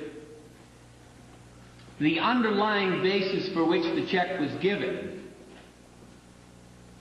so that you in effect had a reservation of rights in terms of whether you could still sue for any other monies that were owed you or other legal rights that you had. Mr. Kilborn here laughed as I did because it's a technical question. And many things in the law are not gray and white. They're extremely complex, and they flow with the facts in the situation, each individual situation. So it's very difficult, without a full analysis of an individual problem, to give a legal opinion, which, as I've indicated tonight, I can't do. What I can categorically tell you is you have a legal basis for a class action suit. Yes, sir. I wanted to ask whether Ron's body could have been cryogenically stored for a while. What to know if Ron's body could have been cryogenically stored? It raises an interesting point. If in the and I've got to remember quickly here, and I'm not remembering, in the autobiography of a yogi, supposedly, and I'm trying to, Yogananda, supposedly Yogananda, very spiritually enlightened and elevated man in unity consciousness, supposedly a very gentle man. Supposedly, his body, his material, corporeal body, months at least, maybe perhaps years after he died, was still completely intact with no aid of drugs that would preserve it. Formaldehyde. If you believe, for example, in Patanjali's Yoga Sutras, you might believe that the spirit so permeated his being that being preserved his physical body. I personally do not discount that possibility in having a great deal of affinity to the Hindu religion, and a great deal of affinity to the Yoga Sutras. I personally can understand in my approach to those things that could take place. Others may disagree with me. If L. Ron Hubbard was a big being whose consciousness so permeated his being, then he could be self-cryogenically kept, potentially for a period of time. Aside from that, there is a very practical solution, which they do every day, of putting a person on ice, where you preserve the evidence. I think he's actually in a home for retired Eagle Scouts. Well, only those who are blood brother to the bikini Blackfoot Indians. Retired Eagle Scout. I've got to get some of these people in the back. Yes, sir. I'd like to know, or get an idea from you, I know it's going to be hard, some kind of a timetable for achieving some of the goals of the suit, particularly with regard to the receivership and, number 3, removing David et al. From control. He's asked for a timetable for the class action suit. As a practical matter, as strong as you become in terms of raising money and hiring local counsel, in terms of getting together the documents, the pleadings, the legal talent, the vitality of your suit will be proportionately strong, and the time element, as a practical matter, will be that much expedited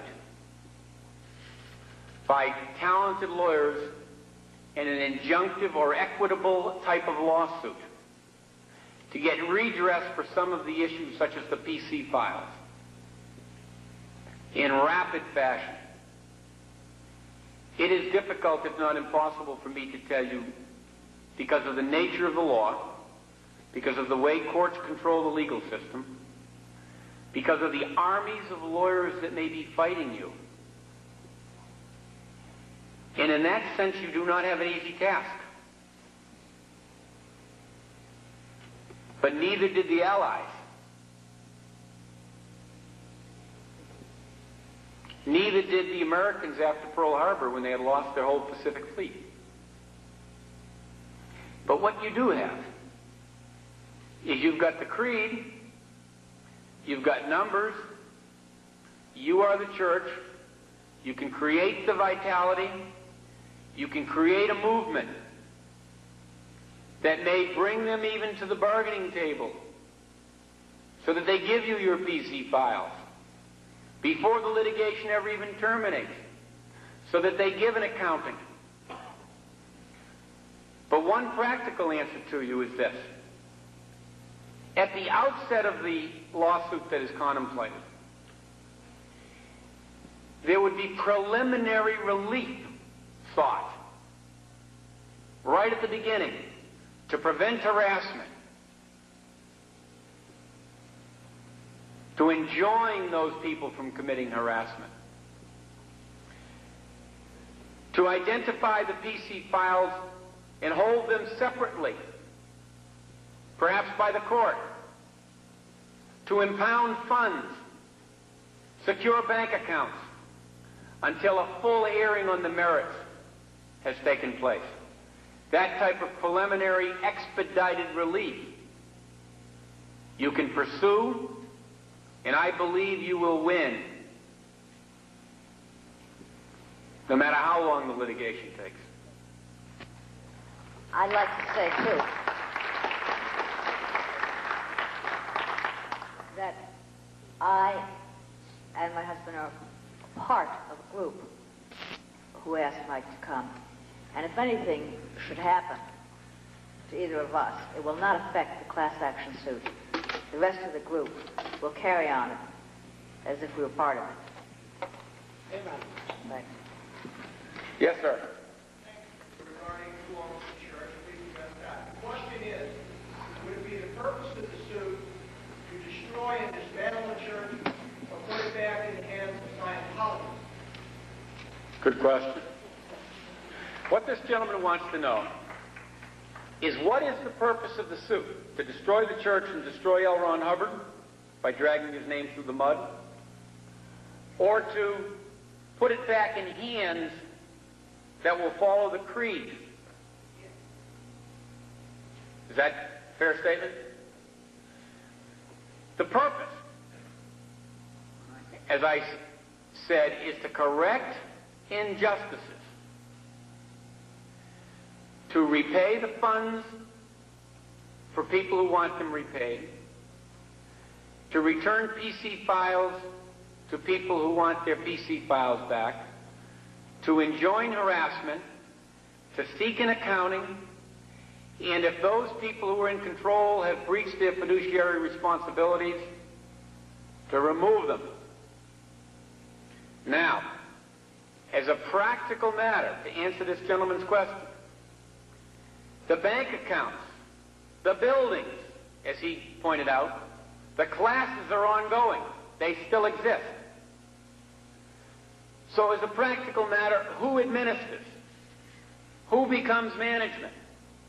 And the answer is, the court can appoint a receiver to monitor management, to prevent fiduciary breaches.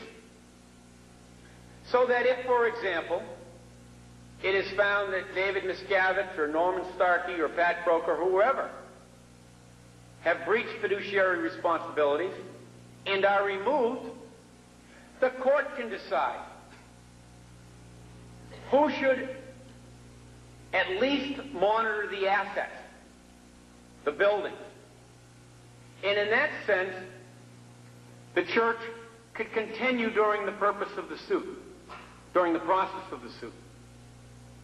If ultimately it is determined that all the money is returned and all the PC files are returned and there are no assets left, and that people don't want that kind of a church, then in the sense that you visualize the church over there, there'd be no church. But in the sense that there are people like yourselves who want a church, who want to follow the creed, you'll have a church. And you'll have the money to run the church. What the law can do for you is to render unto Caesar the things that are Caesar's, and to render unto God the things that are God's. For all those concrete overts that are legally cognizable, it can correct those problems.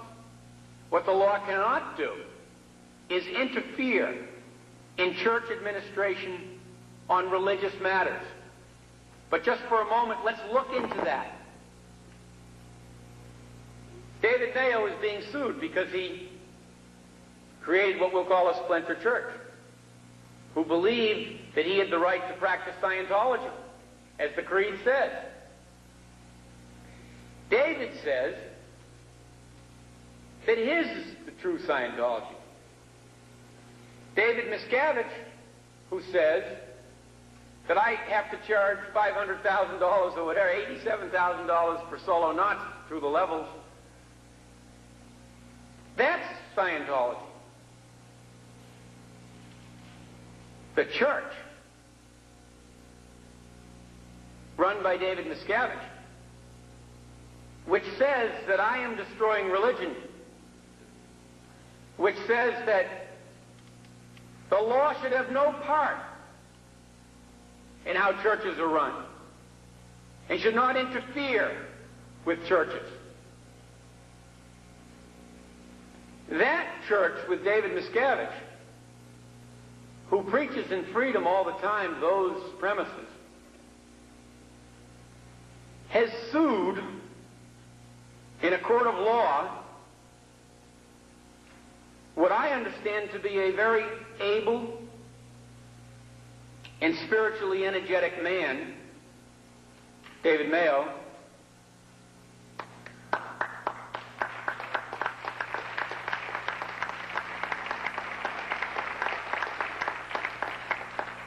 who had the courage, notwithstanding his allegiance and affinity to L. Ron Hubbard, notwithstanding all of the things that he built, he had the courage to leave and to pursue the creed.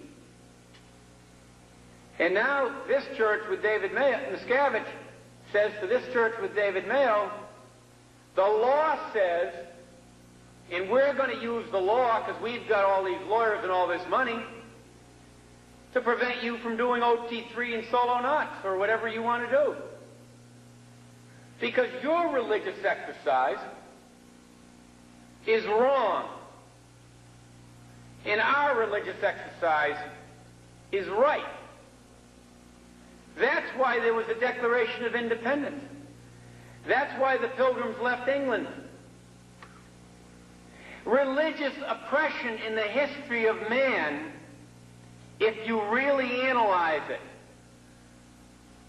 does not generally arise from the secular realm. It arises from other religions who say, our religion is the true religion. Scientology is the only method of achieving ultimate freedom. There are no other religions. If you don't obey Scientology, you are a suppressive person. If you don't believe in Scientology, you're an SP, fair game. Religions have always done that to other people who sought to correct injustices in religious institutions when they saw them. David Mayo, I submit, was a courageous person. The church now tries to prevent him from exercising his religious rights with the law that they say shouldn't even be used in religious affairs. It's ridiculous. The whole premise is ridiculous. The inconsistency, the falsehoods, the lack of common sense in their position, I submit, is obvious to anyone.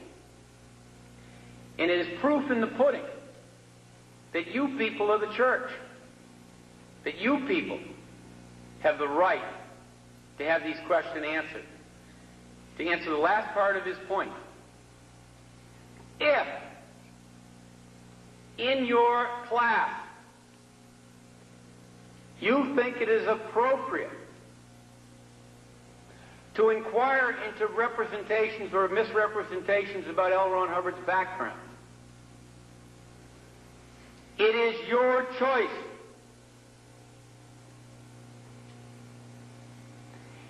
Would L. Ron Hubbard have called it dragging his name through the mud? When you, in an auditing session, are worked over by an auditor, to use that term, is your name being dragged through the mud? Is what you've done being dragged through the mud? Your intention and the auditor's intention is to help you by confronting the mud in your lives so that you can get rid of the mud.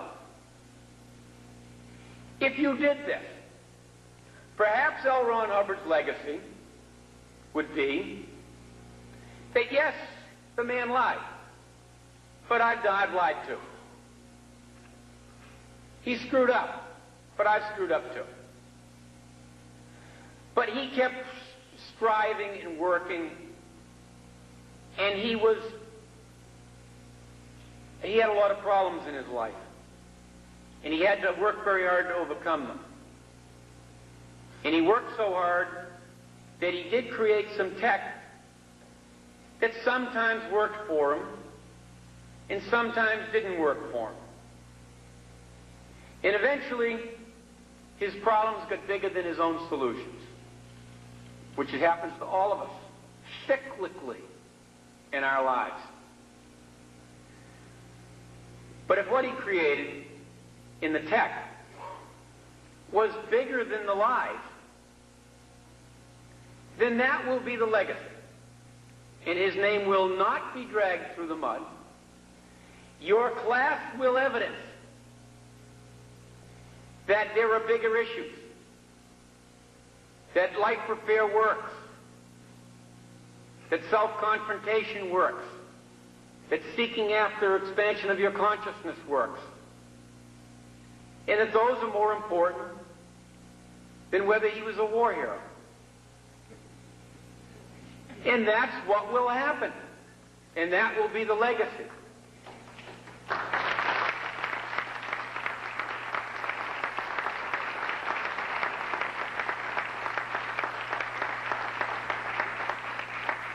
And one further point. If the Armstrong documents continue to be concealed, the foreign bank accounts continue to be controlled, the private investigators continue to be used, the armies of lawyers continue to suppress the documents, the legacy will be that suppression and that control and that manipulation and that greed and that intolerance. And people will say that L. Ron Hubbard, who copyrighted the fair game doctrine, left a bigger legacy with the fair game doctrine than he left with OT3, which he copyrighted. It's in your hands. If David Miscavige and this group that is currently doing what they're doing don't communicate with you, don't solve these problems, continue to suppress your PC files for their own use, don't refund your funds, don't correct the injustices, that will be the legacy. If you people roll over on your backs, you will do a disservice to L. Ron Hubbard's tech. But you will leave intact his fair game doctrine.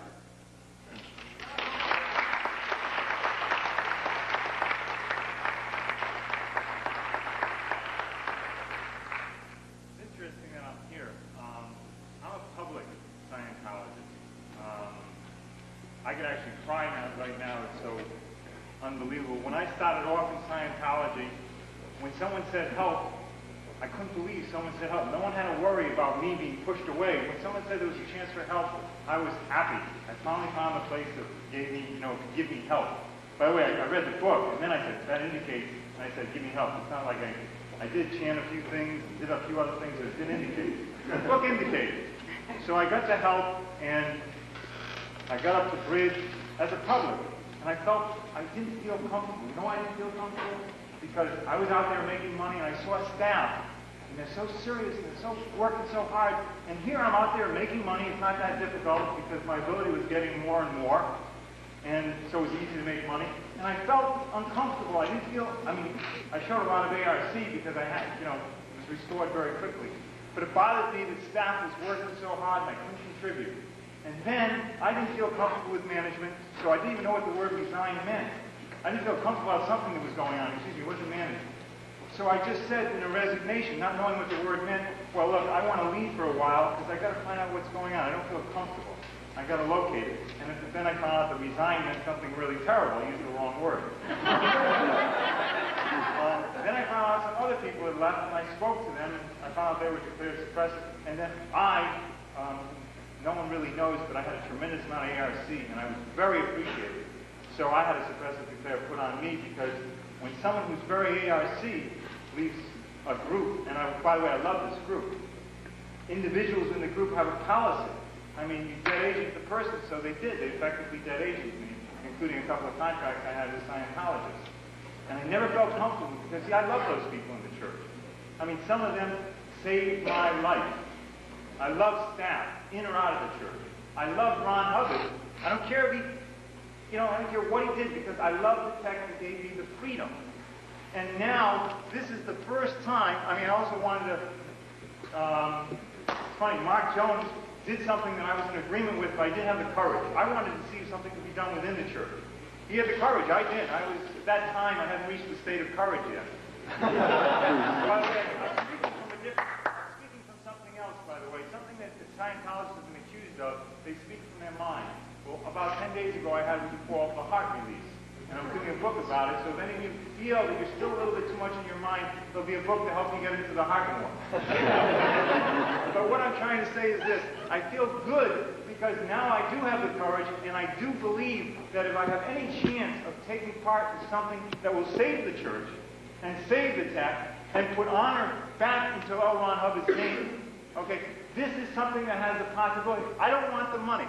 I'll right now take any money that comes to me, if it's okay, I will put it towards the new church, the Church of Scientology. As long as I know that the people are running it, I can walk into their space. And my intuition is such now that I think I might be able to tell 1-1. As long as I have an e-meetup. So what I want to say is what's really important to me and what I care about, and now I have the courage to, get involved. If there's anybody out there, okay, who's worried about hurting L. Ron Hubbard, hurting the church, hurting the text, this is their last chance to salvage it. It's what he's been trying to tell you, but I'm not going to put dishonor on you. He's a lawyer. I've been dealing with lawyers for the last, they're going to make me rich soon, by the way. They, unfortunately, dealing with so many PTS situations, it's hard to get into the heart. He's lucky he has a wonderful wife. He's insane from all the PTS he has to deal with. So if you really care, salvage the text, salvage the church, salvage L. Ron Hubbard, don't just get involved. Speak somehow. Get it together to speak to the people you know who feel that, we're going to drag Ron's name through the mud. We're going to bring down the church. If we have any chance to salvage the church, and by the way, there is what you call intuition. People can see the future. And I knew that the only chance that the church has, and the tech has, and I'm not talking about 6 million Scientologists. That was nothing. I couldn't believe that they kept telling me 6 million Scientologists. I felt the tech working. And I couldn't tell you all the releases. And by the way, they're going to be forever. They're not going to be lost because no one's ever going to validate my case game anymore. Not even me. So, thank you, Mike. Okay, I can go on forever, but That's too much to repeat at all. But he told us his story and how he left the church and how he was afraid in many ways, but still loved what was good. And that now he feels, with what we're doing, he has the courage, and he feels that he has hope that we can restore the honor of what is good, what we have from Scientology and Ron Hubbard. Well said. Yes, sir.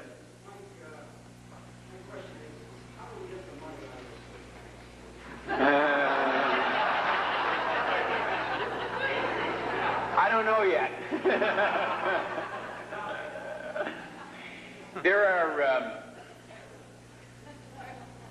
There have been lawsuits where that's been done.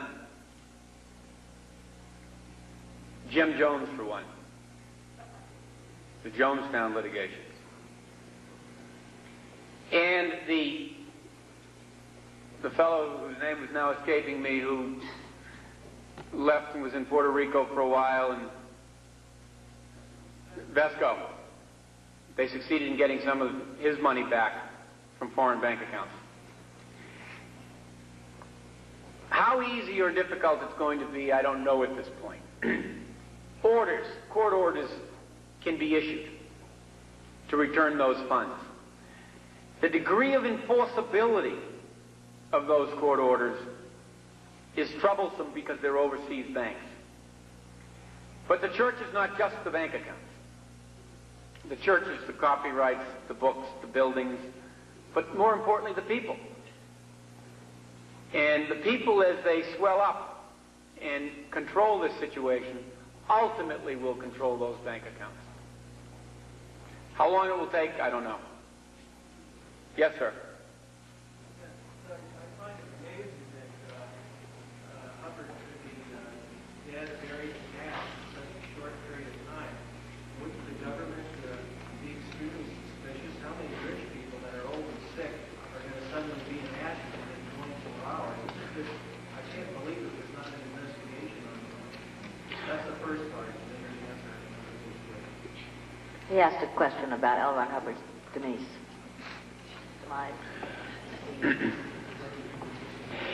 If you talk to people who were around L. Ron Hubbard in prior periods of time, such as James Kelsey, who was with him in New York City in 1973, when he was hiding from the French government who had indicted him, large amounts of cash were kept at his disposal.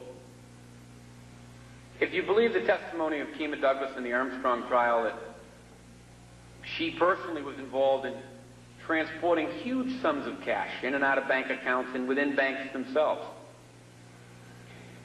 There may be funds in huge amounts that can never be accounted for, that would raise the suspicion of most governmental agencies, most heirs, most people like yourself who were interested in those things because you gave the money. And so if these large sums of cash were, for example, at the disposal of Pat Croker and David Miscavige in the last year of L. Ron Hubbard's life, and we're dealing with perhaps hundreds of thousands, millions in cash, it would be an appropriate subject of inquiry to determine whether, in fact, those sums were available within the weeks around his death, who had control over them, what was done with them, what, if any, motive. And in the criminal law, the method of dealing with criminal activity is MOM, motive, opportunity, and means. So motive, money can be a powerful motive. People kill for money. We see it you read in the newspaper about it every day. I am not suggesting that they killed L. Ron Hubbard for his money. I'm simply responding to your question, saying that issues such as this, because of known evidence about L. Ron Hubbard's health, known evidence about the location of huge sums of cash within his disposal, known items of this type, when you know that they're willing to pay $250,000 to try to set up a federal judge, are items that should be inquired into. What, if any, governmental agencies will? I don't know, sir. Should they? Yes. Will I make an effort to have it done? Yes. One of the myths that was perpetuated for years to you people about the FBI, the government, the big bad government trying to take away your right to use the e-meter in the e-meter 1971 case, and the FBI doing those awful things in raiding a church and taking all those documents. One of the myths of government in this country, and it's not that there are not abuses in government. We reread about them. We know there are abuses. And our society allows for the exposure of them, free speech, the removal of Nixons who perpetrate abuses, because we have free speech and because people can look into them. But one of the myths of government in this country is that it is so all-powerful that it is destroying organizations like the church that are seeking truth, and that the FBI is trying to prevent truth from occurring. Most governmental agencies, as those of you who have tried to complain about harassment know, are bureaucracies. You can't get these people off their butts. You can go in with them with a smoking gun, and oftentimes they'll confront you with, so what? So the myth that the government has been trying to destroy L. Ron Hubbard is just a myth. It is the people who have felt victimized who went to governmental agencies in the 50s when they represented it would cure something, who felt defrauded, that began to try to get governments interested. It was people like the numerous people who've come out in the last 4 or 5 years who said, no, they shouldn't be paying $250,000 to set up federal judges. That gets them a little interested, so they begin to inquire, and as soon as they inquire, you get a Freedom magazine saying the IRS is trying to destroy the church. It's ridiculous. Second part. What helped me a lot is when through all the rhetoric, because I get lots of their stuff, was I got a hold of the transcripts of the Armstrong trial, and I read them very thoroughly several times, and I was absolutely amazed at the court's ability to actually ascertain facts. Mary Sue Hubbard came out badly. I mean, I went through the questions where you, the counter lawyers, were doing their discovery thing. It was amazing. There's no way if you get transcripts that you can't make up your mind about the huge amount of fraud. He mentions in... These people that were here tonight, if they were made to sit down, Right. it was terrible, and read through the word clearly, that they would, Right. they just wouldn't be acting like they were. Now, can we get transcripts of the 39 million? If they're sealed all the time, they're hidden, which makes no sense. It's a public document, under the Bill of Rights. I don't understand. Okay. All right, what this gentleman wants to know is, you have the Armstrong transcript and you have the Christopherson transcript, and the church is constantly trying to keep all this stuff sealed. And can you read them? And if you did, and if people who had been here tonight had read this stuff, if they sat down for 11 weeks and read and listened, the date is so hard and so good, you can't help but come away that someone's perpetrating a massive lie about where the money's going, what the money's being used for, what their true motives are, aside from the validity of the text, which never even comes up in these cases, such as the Armstrong case. So he wants to know, can you get and can you read? You can get the Armstrong transcript. The trial was 5 or 6 weeks long. It's a massive document. You can read it. If you sat down and read it from cover to cover, and more importantly, if you could look at the 500 exhibits, some of which one exhibit alone are like 2,000 pages. And you could read this massive material that covers years. You know that it's not falsified.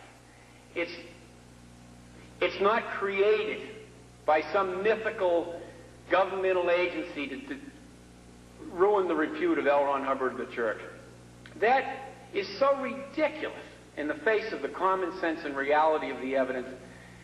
It becomes inescapable that all these lies, that what I'm telling you is true. It becomes inescapable. Now, we've only got a few more minutes, and one thing I would like you to do, which could be very helpful. We're going to hand out some pieces of paper. You don't have to do it tonight. You can take them, you can get them back to Valerie. Some of you may have no incidents of harassment. Some of you may have just telephone, subtle things. But we would like you to write down any incidents that have occurred in your lives which you did not want done to you, which were foisted upon you by the organization under its current management. Whether it's the failure to return your PC files when requested, destroying them, using them, not giving you your money back, not doing things that you thought were appropriate, or just overtly harassing you. Now, there's so many of you, there may be very few instances of real hard, cold harassment. There may be other instances where there's a lot, such as to Mr. Notaro and to others. But if there are any, if you could write them down and give them to Valerie, they would be very helpful. No matter how insignificant you might think they are, they would be very helpful. You can get the Armstrong transcript. You can get it from Brenda Yates. I believe it's available, but I'm not quite sure whether they got it sealed or not. I'm not sure, but something in me tells me they tried and they did not get it, but I'm just not sure. The Armstrong transcripts, you can get an excerpted version, which is only 200 pages long, which you can buy for somewhere between $25 and $50. Yeah. That can be easily found out, and you can ask Valerie. Yes, ma'am.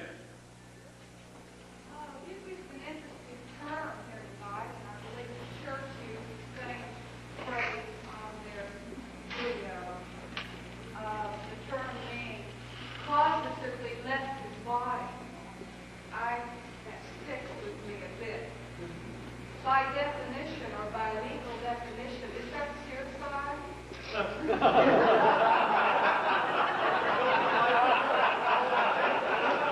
She asked if cognitively leaving your body was considered legally suicide.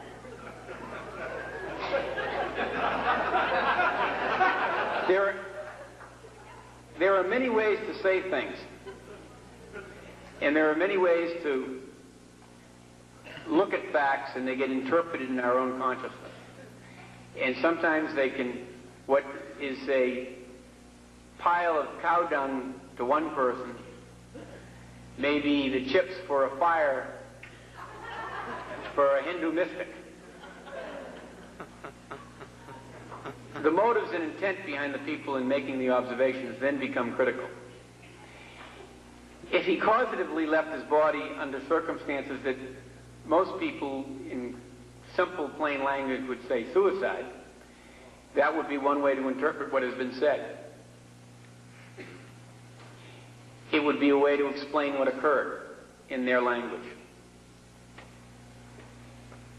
The circumstances would then become critical of why it happened, and whether it was done as such a high fader that he just dropped the body, as they say, or whether it was done like other people who jump off bridges because they've given up hope. They're lost. Their lives have become lies, and they find nothing in their spirit that keeps them going. If I were a Scientologist, that would become a fundamental inquiry for me, to know the answer to that question. Yes, sir. Yeah, the photographs that were supposedly taken of L. Ron Hubbard's body, are those in the possession of the coroner and can they be made public? We are going to make an effort to obtain all of the evidence that surrounds what I consider to be extremely bizarre circumstances surrounding his death, including the photographs, the blood samples, etc. Yes, sir. Let's suppose that the top leadership of the church get removed for breach of trust or whatever. I wonder what would be a good way to prevent this from reoccurring. I was thinking perhaps election of the leadership of the church. Democracy.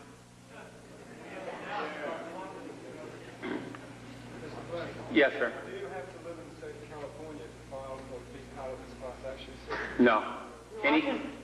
Anywhere in the world. You can live anywhere in the world to be part of this suit. Yes, sir.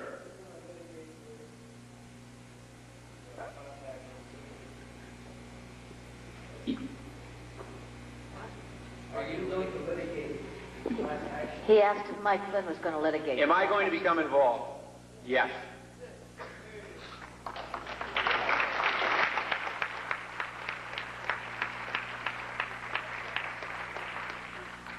Yes, ma'am.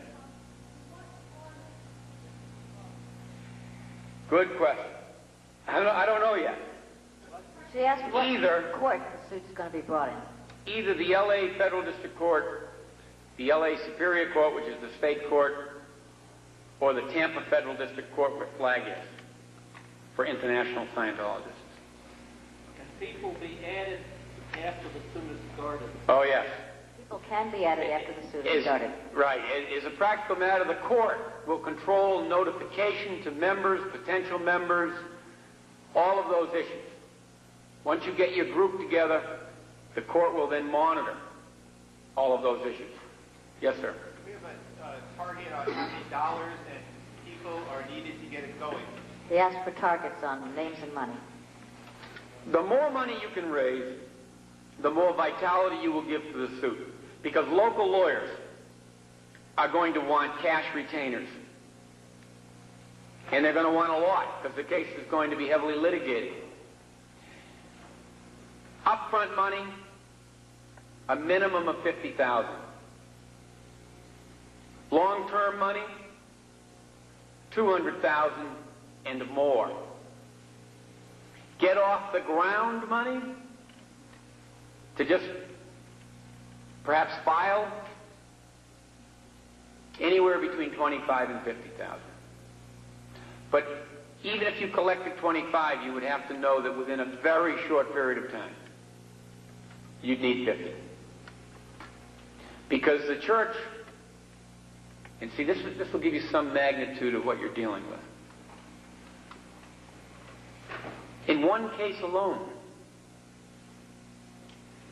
the church, by my own estimates, of the many suits being litigated, with the 10 and 12 or 12 lawyers they've had involved, has spent millions of your money to prevent Paulette Cooper from having her day in court, to prevent Lavenda Van Schaik, Tanya Bird from having their days in court, to put Jerry Armstrong through what he was put through. They are powerful. They have huge amounts of money. They can hire endless lawyers. So you have to become powerful. But you created it. And you can become equally, if not greater power, more powerful, because right is now on your side. Yes, sir. How many people? I have two questions. One is, what will be the effect of this suit on the existing suit, on the existing case brought on with the man? What will be the effect? Good question. Real positive. He asked about the effect of this case on other litigation that's going on. The David Mayo suit is a very important lawsuit because it involves freedom to use the Knots material that those people and that David paid for. It's imperative that David win that lawsuit. One of the fundamental issues that should have been addressed in my judgment in that lawsuit had I been involved was who owns Knots? The issues were cast that the church owned them, that David participated in the creation of them, but that he basically reconstructed them after he left. That is not the cast that should have been created. The cast that should have been created is that David owned them. His members own them. The church doesn't own them any more than he does. The challenge that should have been mounted on a multi-dimensional basis at the outset of that lawsuit was you're suing me saying I can't use Knots. I'm suing you saying you don't own Knots. We own Knots. There are pleadings that potentiate that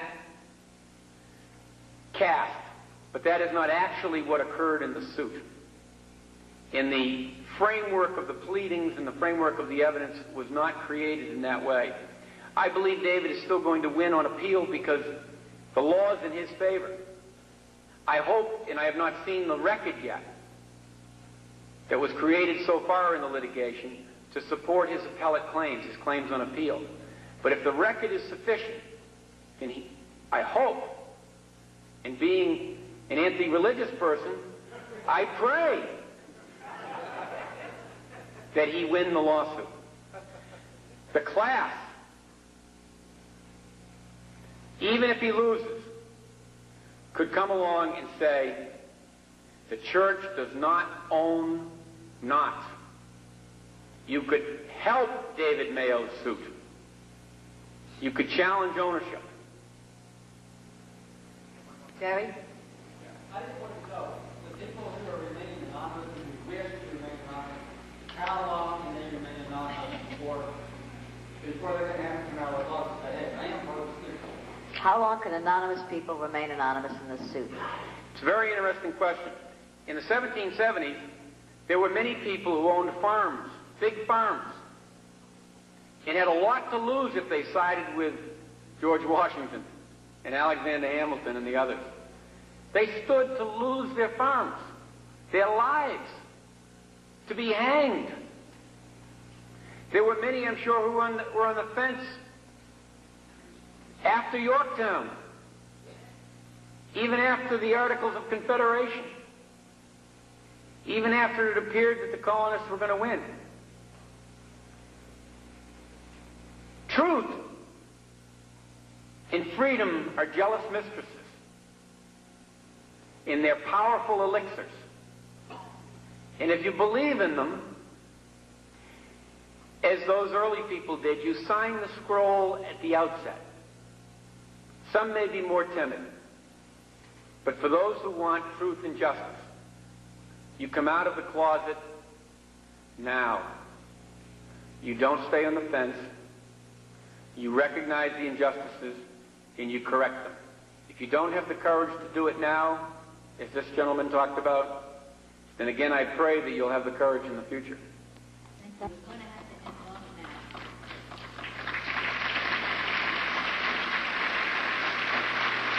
Thank you.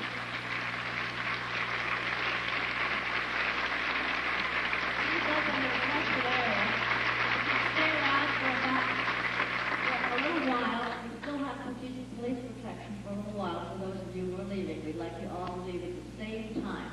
For those of you who haven't yet filled out your pledges, scribble your name on that right now and hand it over to anyone on the steering committee. In the back, they're making copies of the tape. You can purchase them now. Thank you very much for coming. Legally.